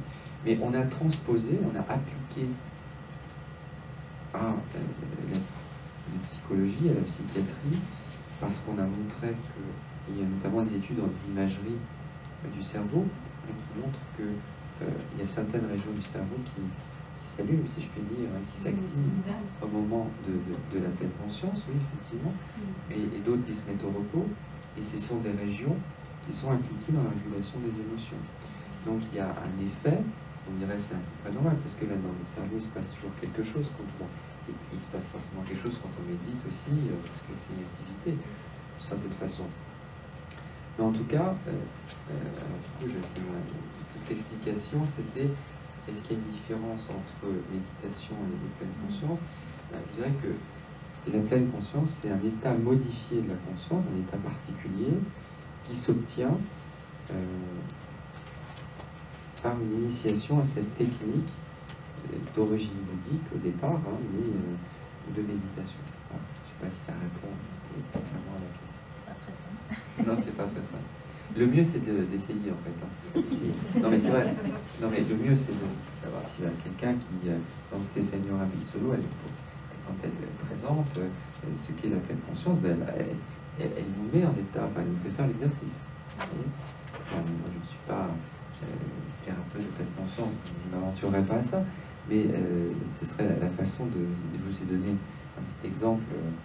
Par exemple, Christophe André, il prend tout le monde, il y a un petit grain de café ou un petit haricot sec, et le malaxe dans sa main comme ça, et tout le monde focalise son attention sur ce petit grain de raisin, et voilà, moi je vous ai pris l'exemple du micro que je suis en train de tenir. En fait, l'idée c'est de se recentrer sur l'instant présent, sur notre ressenti du moment. Voilà. Oui. Oui, bien sûr. Sur YouTube, on trouve beaucoup de conférences de Christophe André où il explique vraiment très clairement ce que c'est les méditations, des séquences de 3 minutes. Oui. Moi, je trouve que 3 minutes, c'est un petit peu court. Mais bon, si ça marche, pourquoi pas. Mais effectivement, sur les applications, souvent, c'est un petit peu court. Alors, encore une fois, c'est un peu comme ce qu'on se disait tout à l'heure sur la sensibilité au décalage horaire, etc. Pour une personne qui n'a pas de trouble bipolaire, méditer comme cela pour la pleine conscience 3 minutes par jour, ça lui suffira peut-être pour réguler mieux ses émotions. Parce qu'elle n'a pas un système émotionnel qui est instable, comme il l'est quand on souffre d'un trouble bipolaire. Donc, quand on souffre d'un trouble bipolaire, il nous faudra une pratique un peu plus importante. C'est vrai que Christophe André dit qu'en dessous d'un quart d'heure, quotidiennement, quand on souffre d'un trouble bipolaire, alors si ça marche, tant mieux, bien sûr, mais il faut se dire qu'il faut quand même un petit temps quotidien significatif. Oui, madame. Juste un tout petit point, il y a le problème de la routine aussi. Oui. Parce qu'arriver à faire une activité, même un quart d'heure ou 10 minutes tous les jours, et s'y tenir tous les jours, c'est assez compliqué. Enfin, je ne sais pas si c'est pareil pour les autres gens avec ça, mais quand je commence un truc, je le fais 2 fois. Puis oui, alors voilà, ça c'est vrai que c'est une difficulté. Mais justement, c'est bien parce que ça prend à contre-pied une tendance qui est fréquente quand on souffre d'un trouble bipolaire, c'est d'avoir du mal à maintenir une constance dans ce qu'on souhaite mettre en place ou réaliser, ou côté routinier, effectivement. Mais la routine, elle nous aide. Voilà, donc il faut la prendre comme une alliée. C'est une alliée qui est un peu une cousine éloignée, on ne sait pas trop entendre parler. Mais en fait, en la fréquentant, on va se rendre compte qu'elle va nous aider, qu'elle va nous faire du bien. Et c'est comme sur l'hygiène du sommeil, le fait de se mettre au lit tous les jours à la même heure. Alors on dirait, on vit pas dans un monastère, je sais bien, on vit dans la vie. Mais ça va nous aider à se dire, bon, bien sûr que je ne serai pas toujours à 23h au lit, mais si j'essaie, moi je dis 23h, encore une fois, c'est peut-être une autre heure, mais en tout cas d'avoir un horaire de coucher régulier, quotidien, répété, routinier, ça aidera tous mes rythmes biologiques à se synchroniser. Je parle l'exemple du monastère, ça je suis toujours un peu sourd, mais maintenant, dans les monastères de religieuses, on avait remarqué qu'elles se couchent, elles se lèvent évidemment aux mêmes heures, et quand ces femmes religieuses qui étaient encore réglées, elles avaient leurs règles au même moment. Ce qui devait donner une certaine ambiance, je pense, une certaine ambiance du monastère. Parce qu'effectivement, tous les rythmes, y compris les rythmes hormonaux féminins, vont se synchroniser. Donc c'est intéressant, enfin c'est intéressant, c'est exemple il est amusant à la fois et en même temps ça nous dit beaucoup de choses sur l'importance des rythmes de vie. Oui. Je voudrais témoigner parce que moi je me suis mise à la méditation j'avais des problèmes, je suis bipolaire et j'avais des problèmes de migraine. On m'avait recommandé de faire de la relaxation et j'ai envisagé de faire de la méditation en pensant que jamais j'y arriverais. Et j'ai commencé par faire un stage avec une école sérieuse, pas dans un cadre psychiatrique dont j'ai découvert l'existence après. C'est l'école occidentale de méditation et en tout cas ça m'a convenu. Et ce dont je peux témoigner, c'est difficile parce que c'est une ascèse, mais c'est très efficace. Vraiment. Ça vaut vraiment la peine. Oui, moi je dirais en tant que soignant, que dans les approches non médicamenteuses, pour lutter contre la maladie, entre les crises, je rappelle, entre les crises, c'est pour moi ce qui me semble le plus efficace, et c'est là où j'ai vu les progressions en termes de qualité de vie les plus importantes. Donc ça rejoint ce que vous disiez, je crois. Oui, monsieur. Moi, ce que j'ai vu, c'était plutôt l'inverse, c'était plutôt le lever qui devait être quasiment toujours à la même heure, pas vraiment de coucher, à la limite exceptionnellement de se coucher une ou deux fois décaissable, mais c'était surtout de se lever toujours à la même heure. Les deux sont un peu liés quand même, mais après c'est vrai que c'est plus facile de se lever à la même heure parce qu'on branche son réveil, par exemple, je sais pas, à 6h45, c'est plus facile. La discipline pour se coucher à la même heure, elle est plus aléatoire parce qu'on ne maîtrise pas le programme qu'on est en train de regarder qui nous plaît, parce qu'on a invité chez des amis, parce que...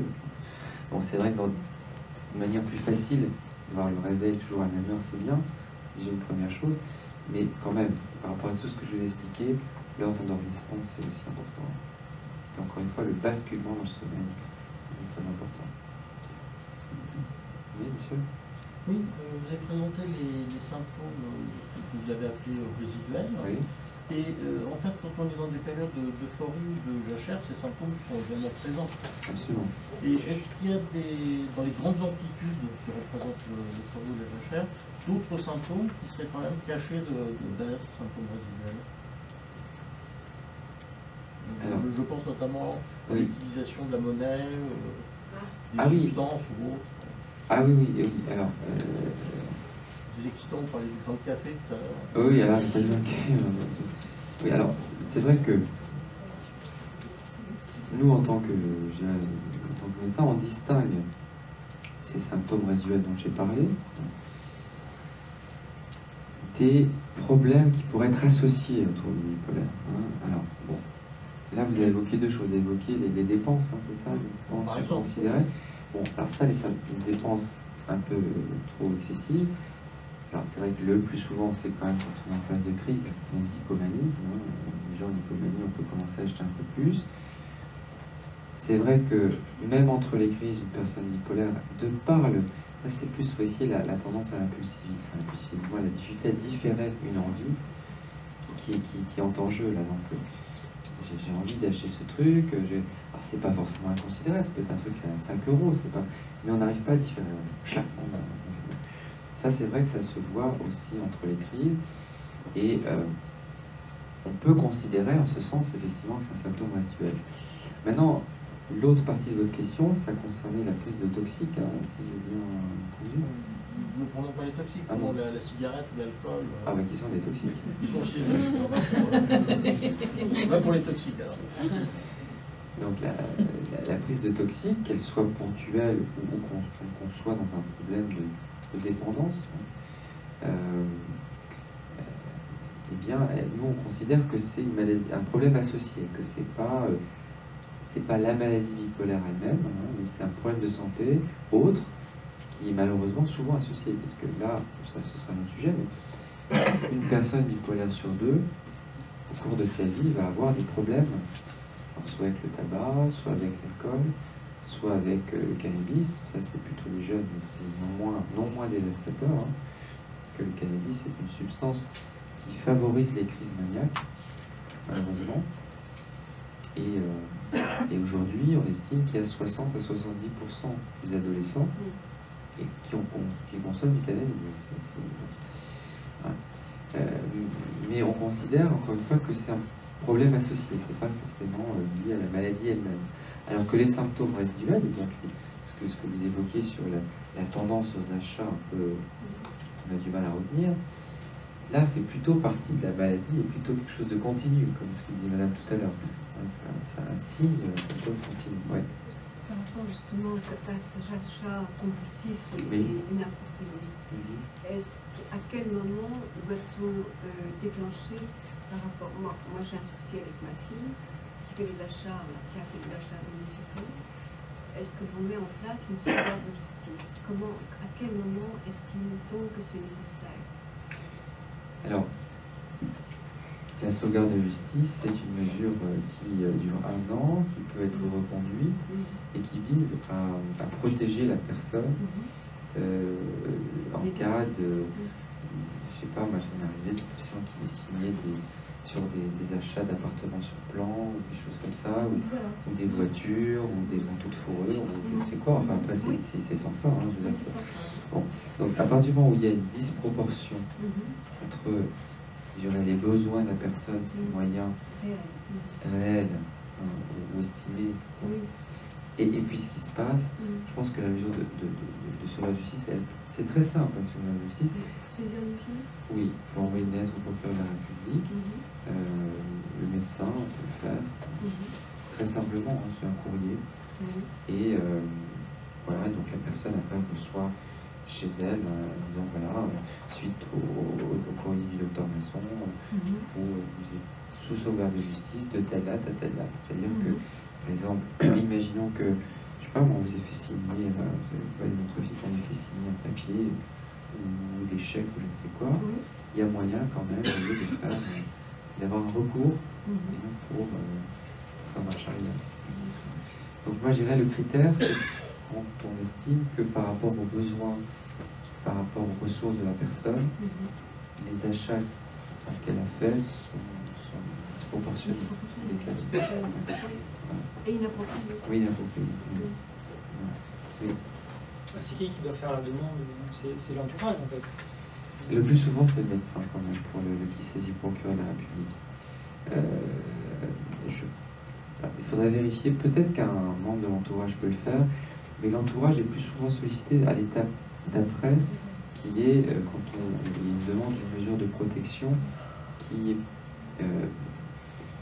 plus contraignante là, pour le coup, pour la personne protégée, du type curatelle ou tutelle. Parce que la sauvegarde de justice, il n'y a aucune contrainte pour la personne qui a été placée sous sauvegarde. Mais ça lui permettra, par contre, de dire, ses proches, de dire, attendez, la commande de cette voiture-là, ma fille a déjà une voiture qui fonctionne bien, enfin, elle n'a pas besoin, et son médecin estime que son état de santé, pour l'instant, n'est pas bien stable, et qu'elle a signé cette commande de voiture dans un état d'instabilité lié à une maladie dont elle souffre. Donc là, on peut annuler la commande de la voiture. Par contre, les curatelles et puis les tutelles, donc là, c'est une personne qui va être un représentant légal pour s'il y a une tutelle de la personne protégée. Et pour la curatelle, c'est essentiellement une personne qui va contrôler et aider la personne à la gestion de son argent, de ses biens, etc. Mais là, alors maintenant, c'est souvent pour une période déterminée, d'ailleurs, 3, 5, 7 ans, ça dépend. Et c'est après une procédure plus lourde.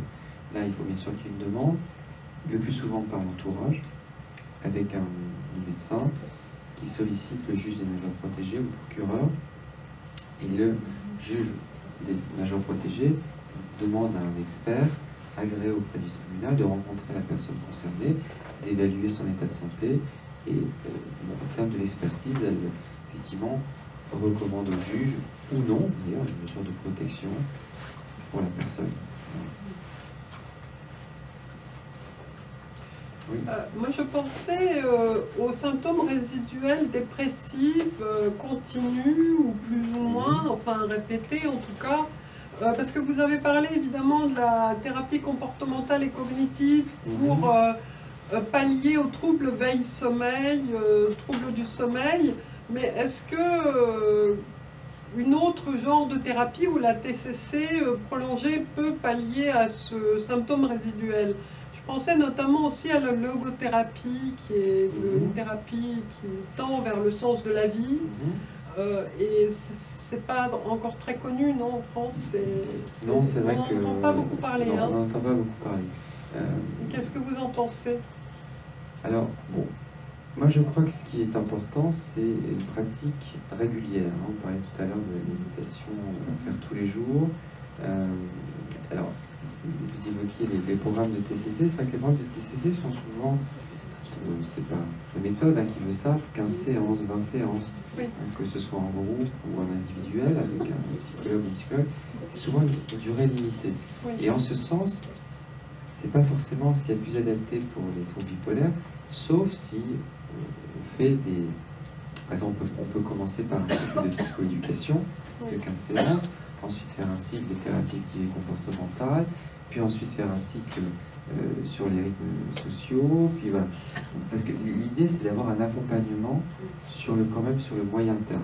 Et que c'est pas en faisant uniquement 15 séances de TCC qu'on va régler son problème de symptômes résiduels. Non, mais on pourrait faire une thérapie tout court. Oui, absolument. Un peu plus long, oui, pour le coup, parce que c'est vrai qu'en 15 séances, en thérapie, on fait rien du tout. Enfin, c'est vrai, non? Oui, bah c'est en tout cas. Ou à moins de se focaliser sur un aspect seulement. Oui, voilà. Des choses, ouais. Oui, madame? Concernant la remédiation cognitive, oui. Il faut que ça... J'avais écouté une conférence du docteur Amado. Oui. Et j'ai bien compris qu'il n'y avait absolument pas de place. Avant, je ne sais pas combien de temps. Donc, comment peut-on faire de la remédiation cognitive puisqu'il faut être accompagné? On ne peut pas le faire seul. Oui, mais justement, j'ai évoqué cette possibilité par les logiciels. Oui, mais ça, c'est à l'hôpital ou dans les cabinets. Oui, enfin, en tout cas. Votre clinique, par exemple, je pense. Oui, mais aujourd'hui, effectivement, ça reste insuffisamment développé, c'est vrai, il faut le dire, parce qu'il y a plus de centres qui pratiquent et qui proposent de la remédiation cognitive. Ceci dit, quand même, de plus en plus, c'est proposé. Les cabinets de neuropsychologues en Ile-de-France, il y en a. Alors malheureusement, en cabinet, la neuropsychologue n'est pas remboursée par la sécurité sociale, donc ça a un coût. C'est un coût financier. Bon, je crois quand même que si c'est une rencontre au début et une rencontre à la fin, enfin 2 séances avec la neuropsychologue et tout le reste en individuel, à mon sens, c'est un investissement qui vaut la peine, parce qu'encore une fois, on peut se connecter avec les identifiants et faire ces séances à la maison, en faire 15 à la maison via Internet, sur l'ordinateur, et par contre faire la première avec la neuropsychologue et l'évaluation à la fin avec elle, vous voyez. Donc ça peut être une façon, en consultant une neuropsychologue en cabinet, bien sûr, pour investir financièrement pour les soins. C'est cette personne qui pourra nous donner des... Oui, tout à fait. Est-ce qu'il y a d'autres questions? Oui, monsieur. Moi, je suis bipolaire depuis un peu plus de 35 ans et je pratique le yoga depuis 30 ans. Oui. Mais je le pratique qu'une seule fois par semaine. J'ai jamais pu mettre en place une pratique quotidienne qui me ferait de plus grand bien, certainement. Mais au moins la pratique hebdomadaire, me permet de réguler un peu les énergies qui se sont un peu déréglées et puis le stress qui s'est accumulé. Ce qui fait que le soir de la pratique de yoga, je dors comme un bébé, quoi. Donc ça, c'est très appréciable. Et maintenant, je vais jouer un petit peu l'avocat du diable, dans le sens où j'ai assisté à peut-être 4 réunions ici, dans la salle avec l'association Argos, et parfois, il y a des intervenants qui ont été interpellés de manière presque agressive, mais au moins un petit peu avec provocation, sur des traitements chimiques. Quand vous avez parlé par exemple du lithium, vous avez donné les caractéristiques du lithium et ses effets qui sont très bénéfiques évidemment, mais on ne parle jamais des effets qui sont les effets secondaires très négatifs. Donc c'est un petit peu embêtant parce qu'à chaque fois c'est toujours dans une espèce de simili-conflit entre l'intervenant et les gens qui sont un petit peu énervés. Moi c'est pas du tout mon cas, j'essaie de parler très calmement. C'est le yoga qui... Oui, voilà, c'est ça. Et donc pour prendre l'exemple du lithium, moi j'en prends depuis plus de 25 ans. Bon, j'ai des problèmes de poids avec tous les problèmes mécaniques que ça implique sur le squelette. Les problèmes rénaux aussi, le rein est atteint. Je suis en train de voir un néphrologue qui m'a dit que le rein effectivement était atteint. Alors, certainement que j'échapperai, voilà, je plaisante un peu quand même, hein, mais du mon noir, j'échapperai certainement à la dialyse parce que je vais vivre 10 ans de moins. Et si j'avais une espérance de vie ordinaire, peut-être que j'aurais été en dialyse. C'est plus lourd, mais qu'à moitié, hein, finalement, parce qu'il y a des cas qui vont jusque-là quand même. Oui, et puis aussi, par exemple, les tremblements, je me demande si dans les semaines à venir, je ne vais pas pouvoir continuer à manger tout seul, parce que j'en fous partout, quoi. Donc voilà, je voulais simplement compléter ce que vous avez dit sur le lithium. Il y a des points effectivement très positifs que tout le monde reconnaît, mais il y a des choses qui sont carrément handicapantes, hein, j'ose le dire. Non, mais tout à fait. Hein. Bon, c'est vrai que là, j'aurais pu vous parler du lithium toute la soirée. Je parle du lithium parce que je le connais. Absolument, oui, bien sûr. Non, mais tout à fait.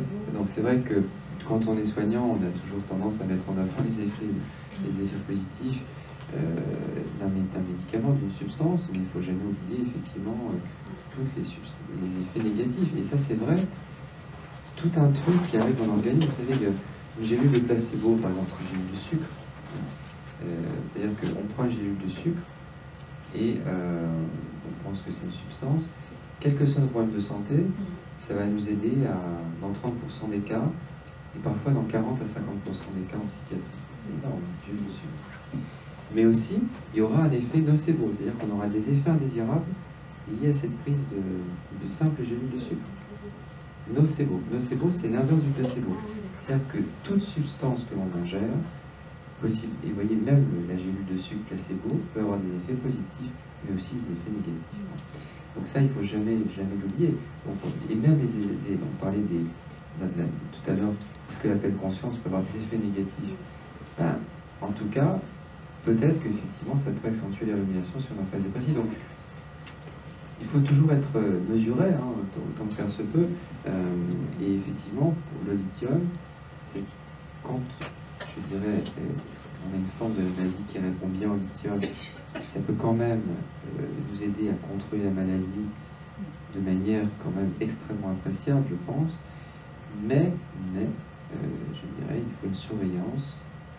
Moi, je dis souvent, au maximum tous les 3 mois, même quand la maladie est bien stabilisée, parce que on sait qu'effectivement, ce lithium peut accentuer le vieillissement du rein.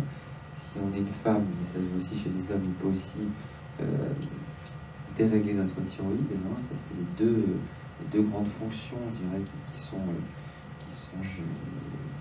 perturbées par le traitement par le lithium.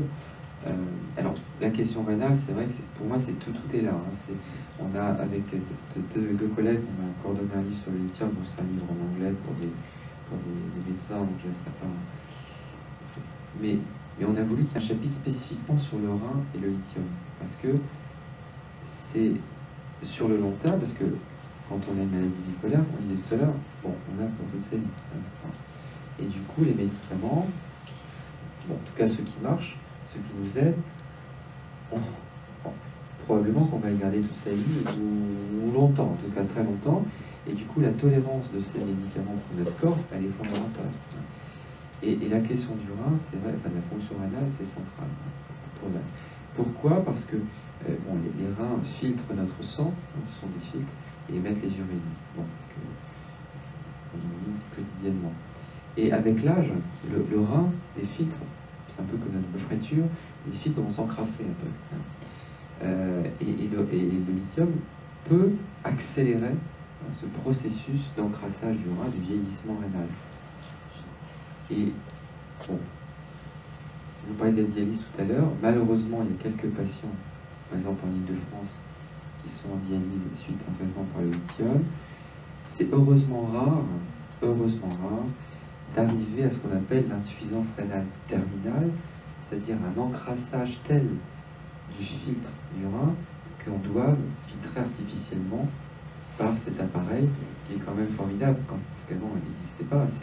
C'est le professeur Ramburger, qui est le père de Michel Berger, enfin qui était le père de Michel Berger, qui a inventé cet appareil à Necker, donc de dialyse, qui permet donc de filtrer artificiellement notre sang et de se substituer à nos reins quand ils sont, soit parce qu'on a dû l'enlever, ou soit parce qu'ils sont vieillis prématurément et qu'il y a une insuffisance rénale terminale. Donc en tout cas, les insuffisances rénales sous lithium, c'est fréquent.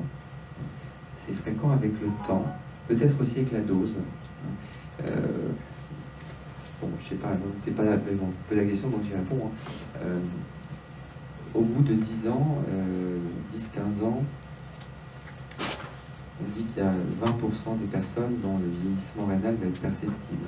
Et donc, si vous regardez la prise de sang que vous faites régulièrement, vous verrez qu'il y a urée, créatinine, et clearance de la créatinine, voilà, MDRD, voilà, ça c'est en gros c'est le débit de filtration du rein, la clearance de la créatinine. C'est-à-dire, est-ce qu'il filtre bien, est-ce que le filtre commence vraiment à s'encrasser, et il commence à s'encrasser quand on tombe en 60 de la clearance de la créatinine, excusez-moi, je suis fatigué, la clearance de la créatinine MDRD.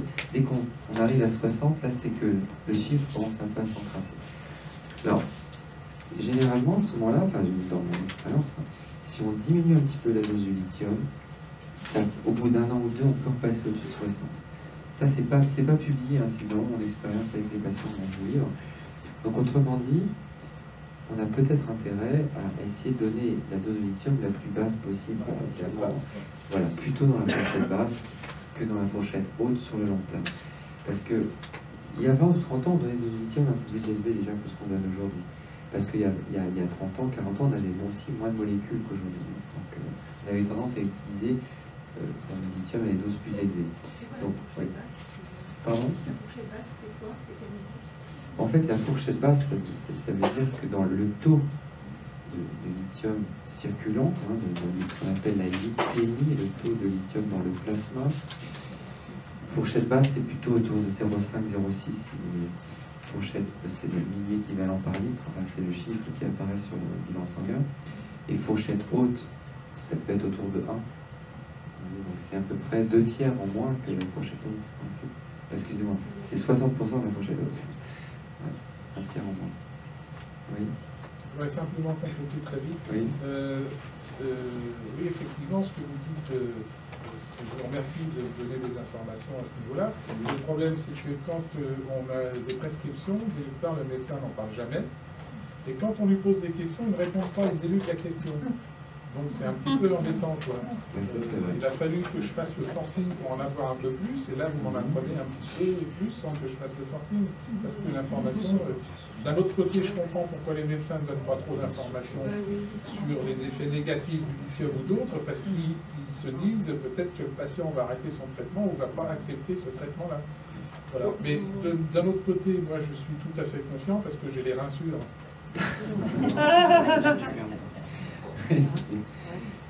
Alors, bon, c'est vrai que moi je trouve que l'information, c'est toujours plus positif. Il vaut mieux.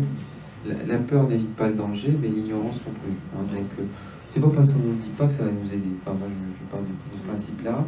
Alors, c'est sûr qu'il y a une façon, je pense, peut-être de présenter les choses, j'en prie. il ne s'agit pas d'effrayer en disant là, je vous presse le lithium, je vous préviens, vous allez finir en dialyse, etc. Je vous donne tel médicament, vous allez prendre 50 kilos.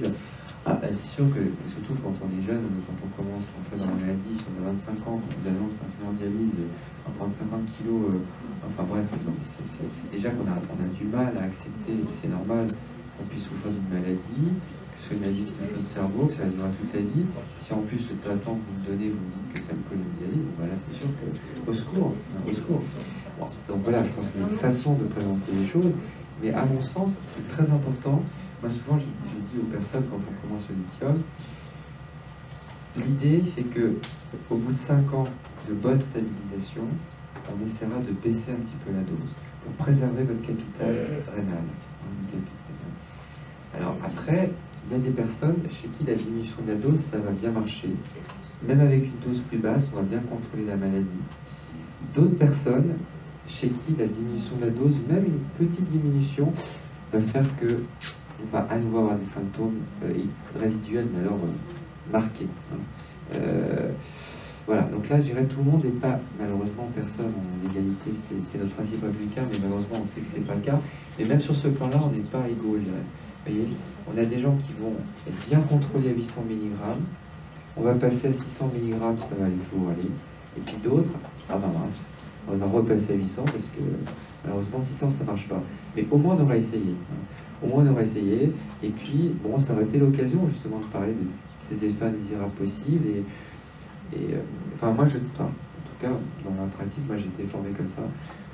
J'essaie d'informer au maximum dans la mesure de ce qu'on connaît, de ce qu'on dit. Et encore une fois, je pense que l'ignorance, ça n'a jamais soigné personne. Je ne pense pas. Oui. Je ne sais pas si c'est un symptôme résiduel ou si c'est un effet des médicaments, comme vous l'avez dit, mais il y a une chose dont on ne parle pas beaucoup, parce que c'était un peu tabou, c'est la baisse de la libido. Absolument. Donc je ne sais pas si c'est les médicaments, si c'est plutôt le côté un peu dépressif, si c'est... je ne sais pas ce que vous en pensez. J'allais dire les deux en général, parce que les deux peuvent être impliqués, c'est-à-dire que dans le désir, les sens sont touchés dans la maladie bipolaire, dans les crises. Donc, quand on est en crise maniaque ou hypomaniaque, on a plutôt un désir sexuel souvent qui augmente, et quand on est en phase dépressive, au contraire, qui diminue. Ça, c'est dans les cas. Donc, c'est vrai que la maladie, elle influe sur notre libido. Ça, c'est sûr. Bon, après, en période entre les crises, là, j'aurais plutôt tendance à dire qu'il faut être vigilant sur les traitements, effectivement. Et alors, chez les hommes comme chez les femmes, parce que alors, chez les hommes, on dirait qu'il y a le côté mécanique qui fait que ça marche ou ça marche pas, si j'ose dire. Donc, bon. Et chez les femmes, c'est de l'ordre du ressenti, mais si on ne ressent rien, c'est comme s'il ne se passait rien. Bon.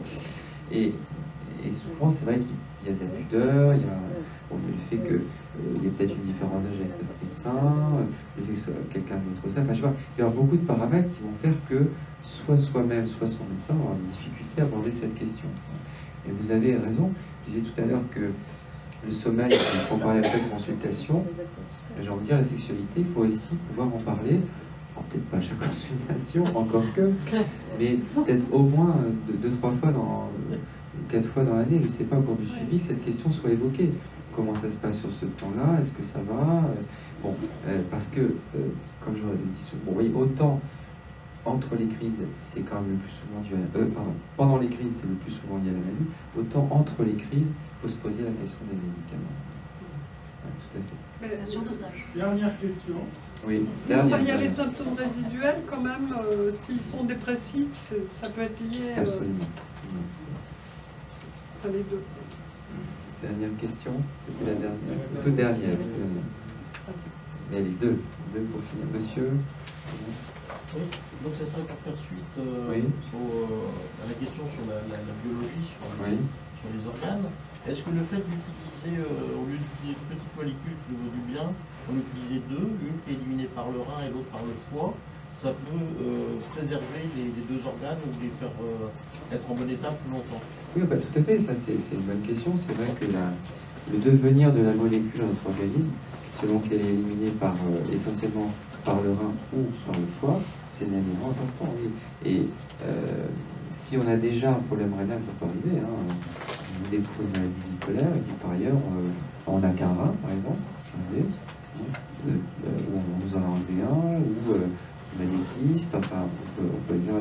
Donc dans ce cas-là, effectivement, il faut se poser la question plutôt d'un médicament peut-être métabolisé par le foie. Vous voyez, effectivement, c'est une bonne question. Et la toute dernière. Oui, que pensez-vous de l'arrêt total du lithium, désiré par un jeune sous lithium depuis une dizaine d'années, vu tous les effets néfastes et indésirables qu'on a parlé, et qui désire fermement le remplacer par des thérapeutiques non médicamenteuses? Un cheptel de thérapeutiques non médicamenteuses.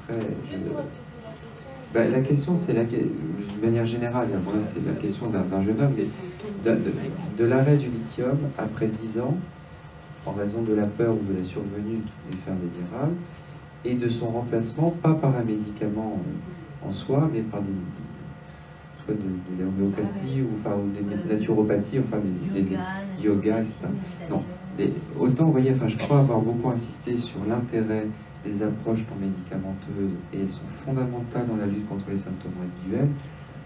Ça, moi j'y crois beaucoup, et évidemment, je suis aussi convaincu que les traitements médicamenteux sont fondamentaux, mais il faut trouver les bons, ceux qui sont efficaces et ceux qui sont tolérés par moi.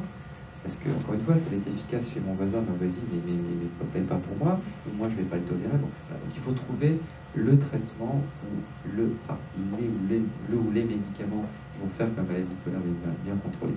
Maintenant, pour répondre à votre question, moi je serais très inquiet.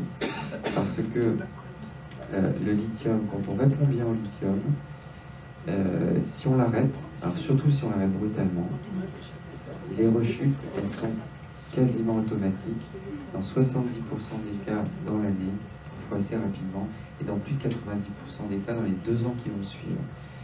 Et en plus, si l'arrêt était brutal, on peut faire une crise maniaque très sévère, peut-être même plus sévère qu'avant qu'on prenne du lithium. Vous voyez, comme si la crise de sevrage, la crise maniaque de sevrage du lithium était plus sévère, comme si notre cerveau surréagissait au fait qu'on lui retire si j'ose dire, son lithium. Et vous laissez le lithium pour une grossesse? Alors là, c'est une autre conférence. Alors, la grossesse, c'est comme tout en médecine, c'est en dialogue avec la personne concernée, donc là, la future maman, et le papa, c'est bien aussi qui sont impliqués à mon sens. Mais en tout cas, la maman, c'est fondamental. Je pense que la personne qui a la décision finale, c'est ma patiente, c'est pas moi. Mais j'essaie de donner toutes les informations possibles. À titre personnel, ma position, si on veut être prudent au maximum, c'est de le retirer pendant le premier trimestre de la grossesse, parce que c'est là que se forment les organes du bébé. Et au début de la prescription du lithium, on a eu des descriptions d'anomalies d'inflammation cardiaque chez le bébé quand la maman était sous lithium. Mais avec le recul, parce que ça fait 60 ans qu'on prescrit le lithium, ça ne s'est pas beaucoup reproduit. Donc, voilà, on sait, ça peut exister, on n'est pas tout à fait certain que ce soit du lithium, enfin on est prudent. Donc la prudence, ce serait de l'enlever pendant le premier trimestre, mais de le remplacer par autre chose. Et de le reprendre au 4e trimestre de la grossesse. C'est-à-dire, excusez-moi, je suis fatigué. C'est bien, vous avez bien suivi. Au 4e mois de la grossesse, c'est-à-dire au 2e trimestre. Voilà. Donc voilà, la prudence, c'est celle-là. Mais si la maladie a été très active, moi je conseille souvent de garder quand même. Alors je vois qu'il y a notre monsieur qui est libraire qui vous rappelle que vous pouvez éventuellement acheter le que sais-je. Prolonger le dialogue. Voilà. En tout cas, merci beaucoup. Bonne soirée.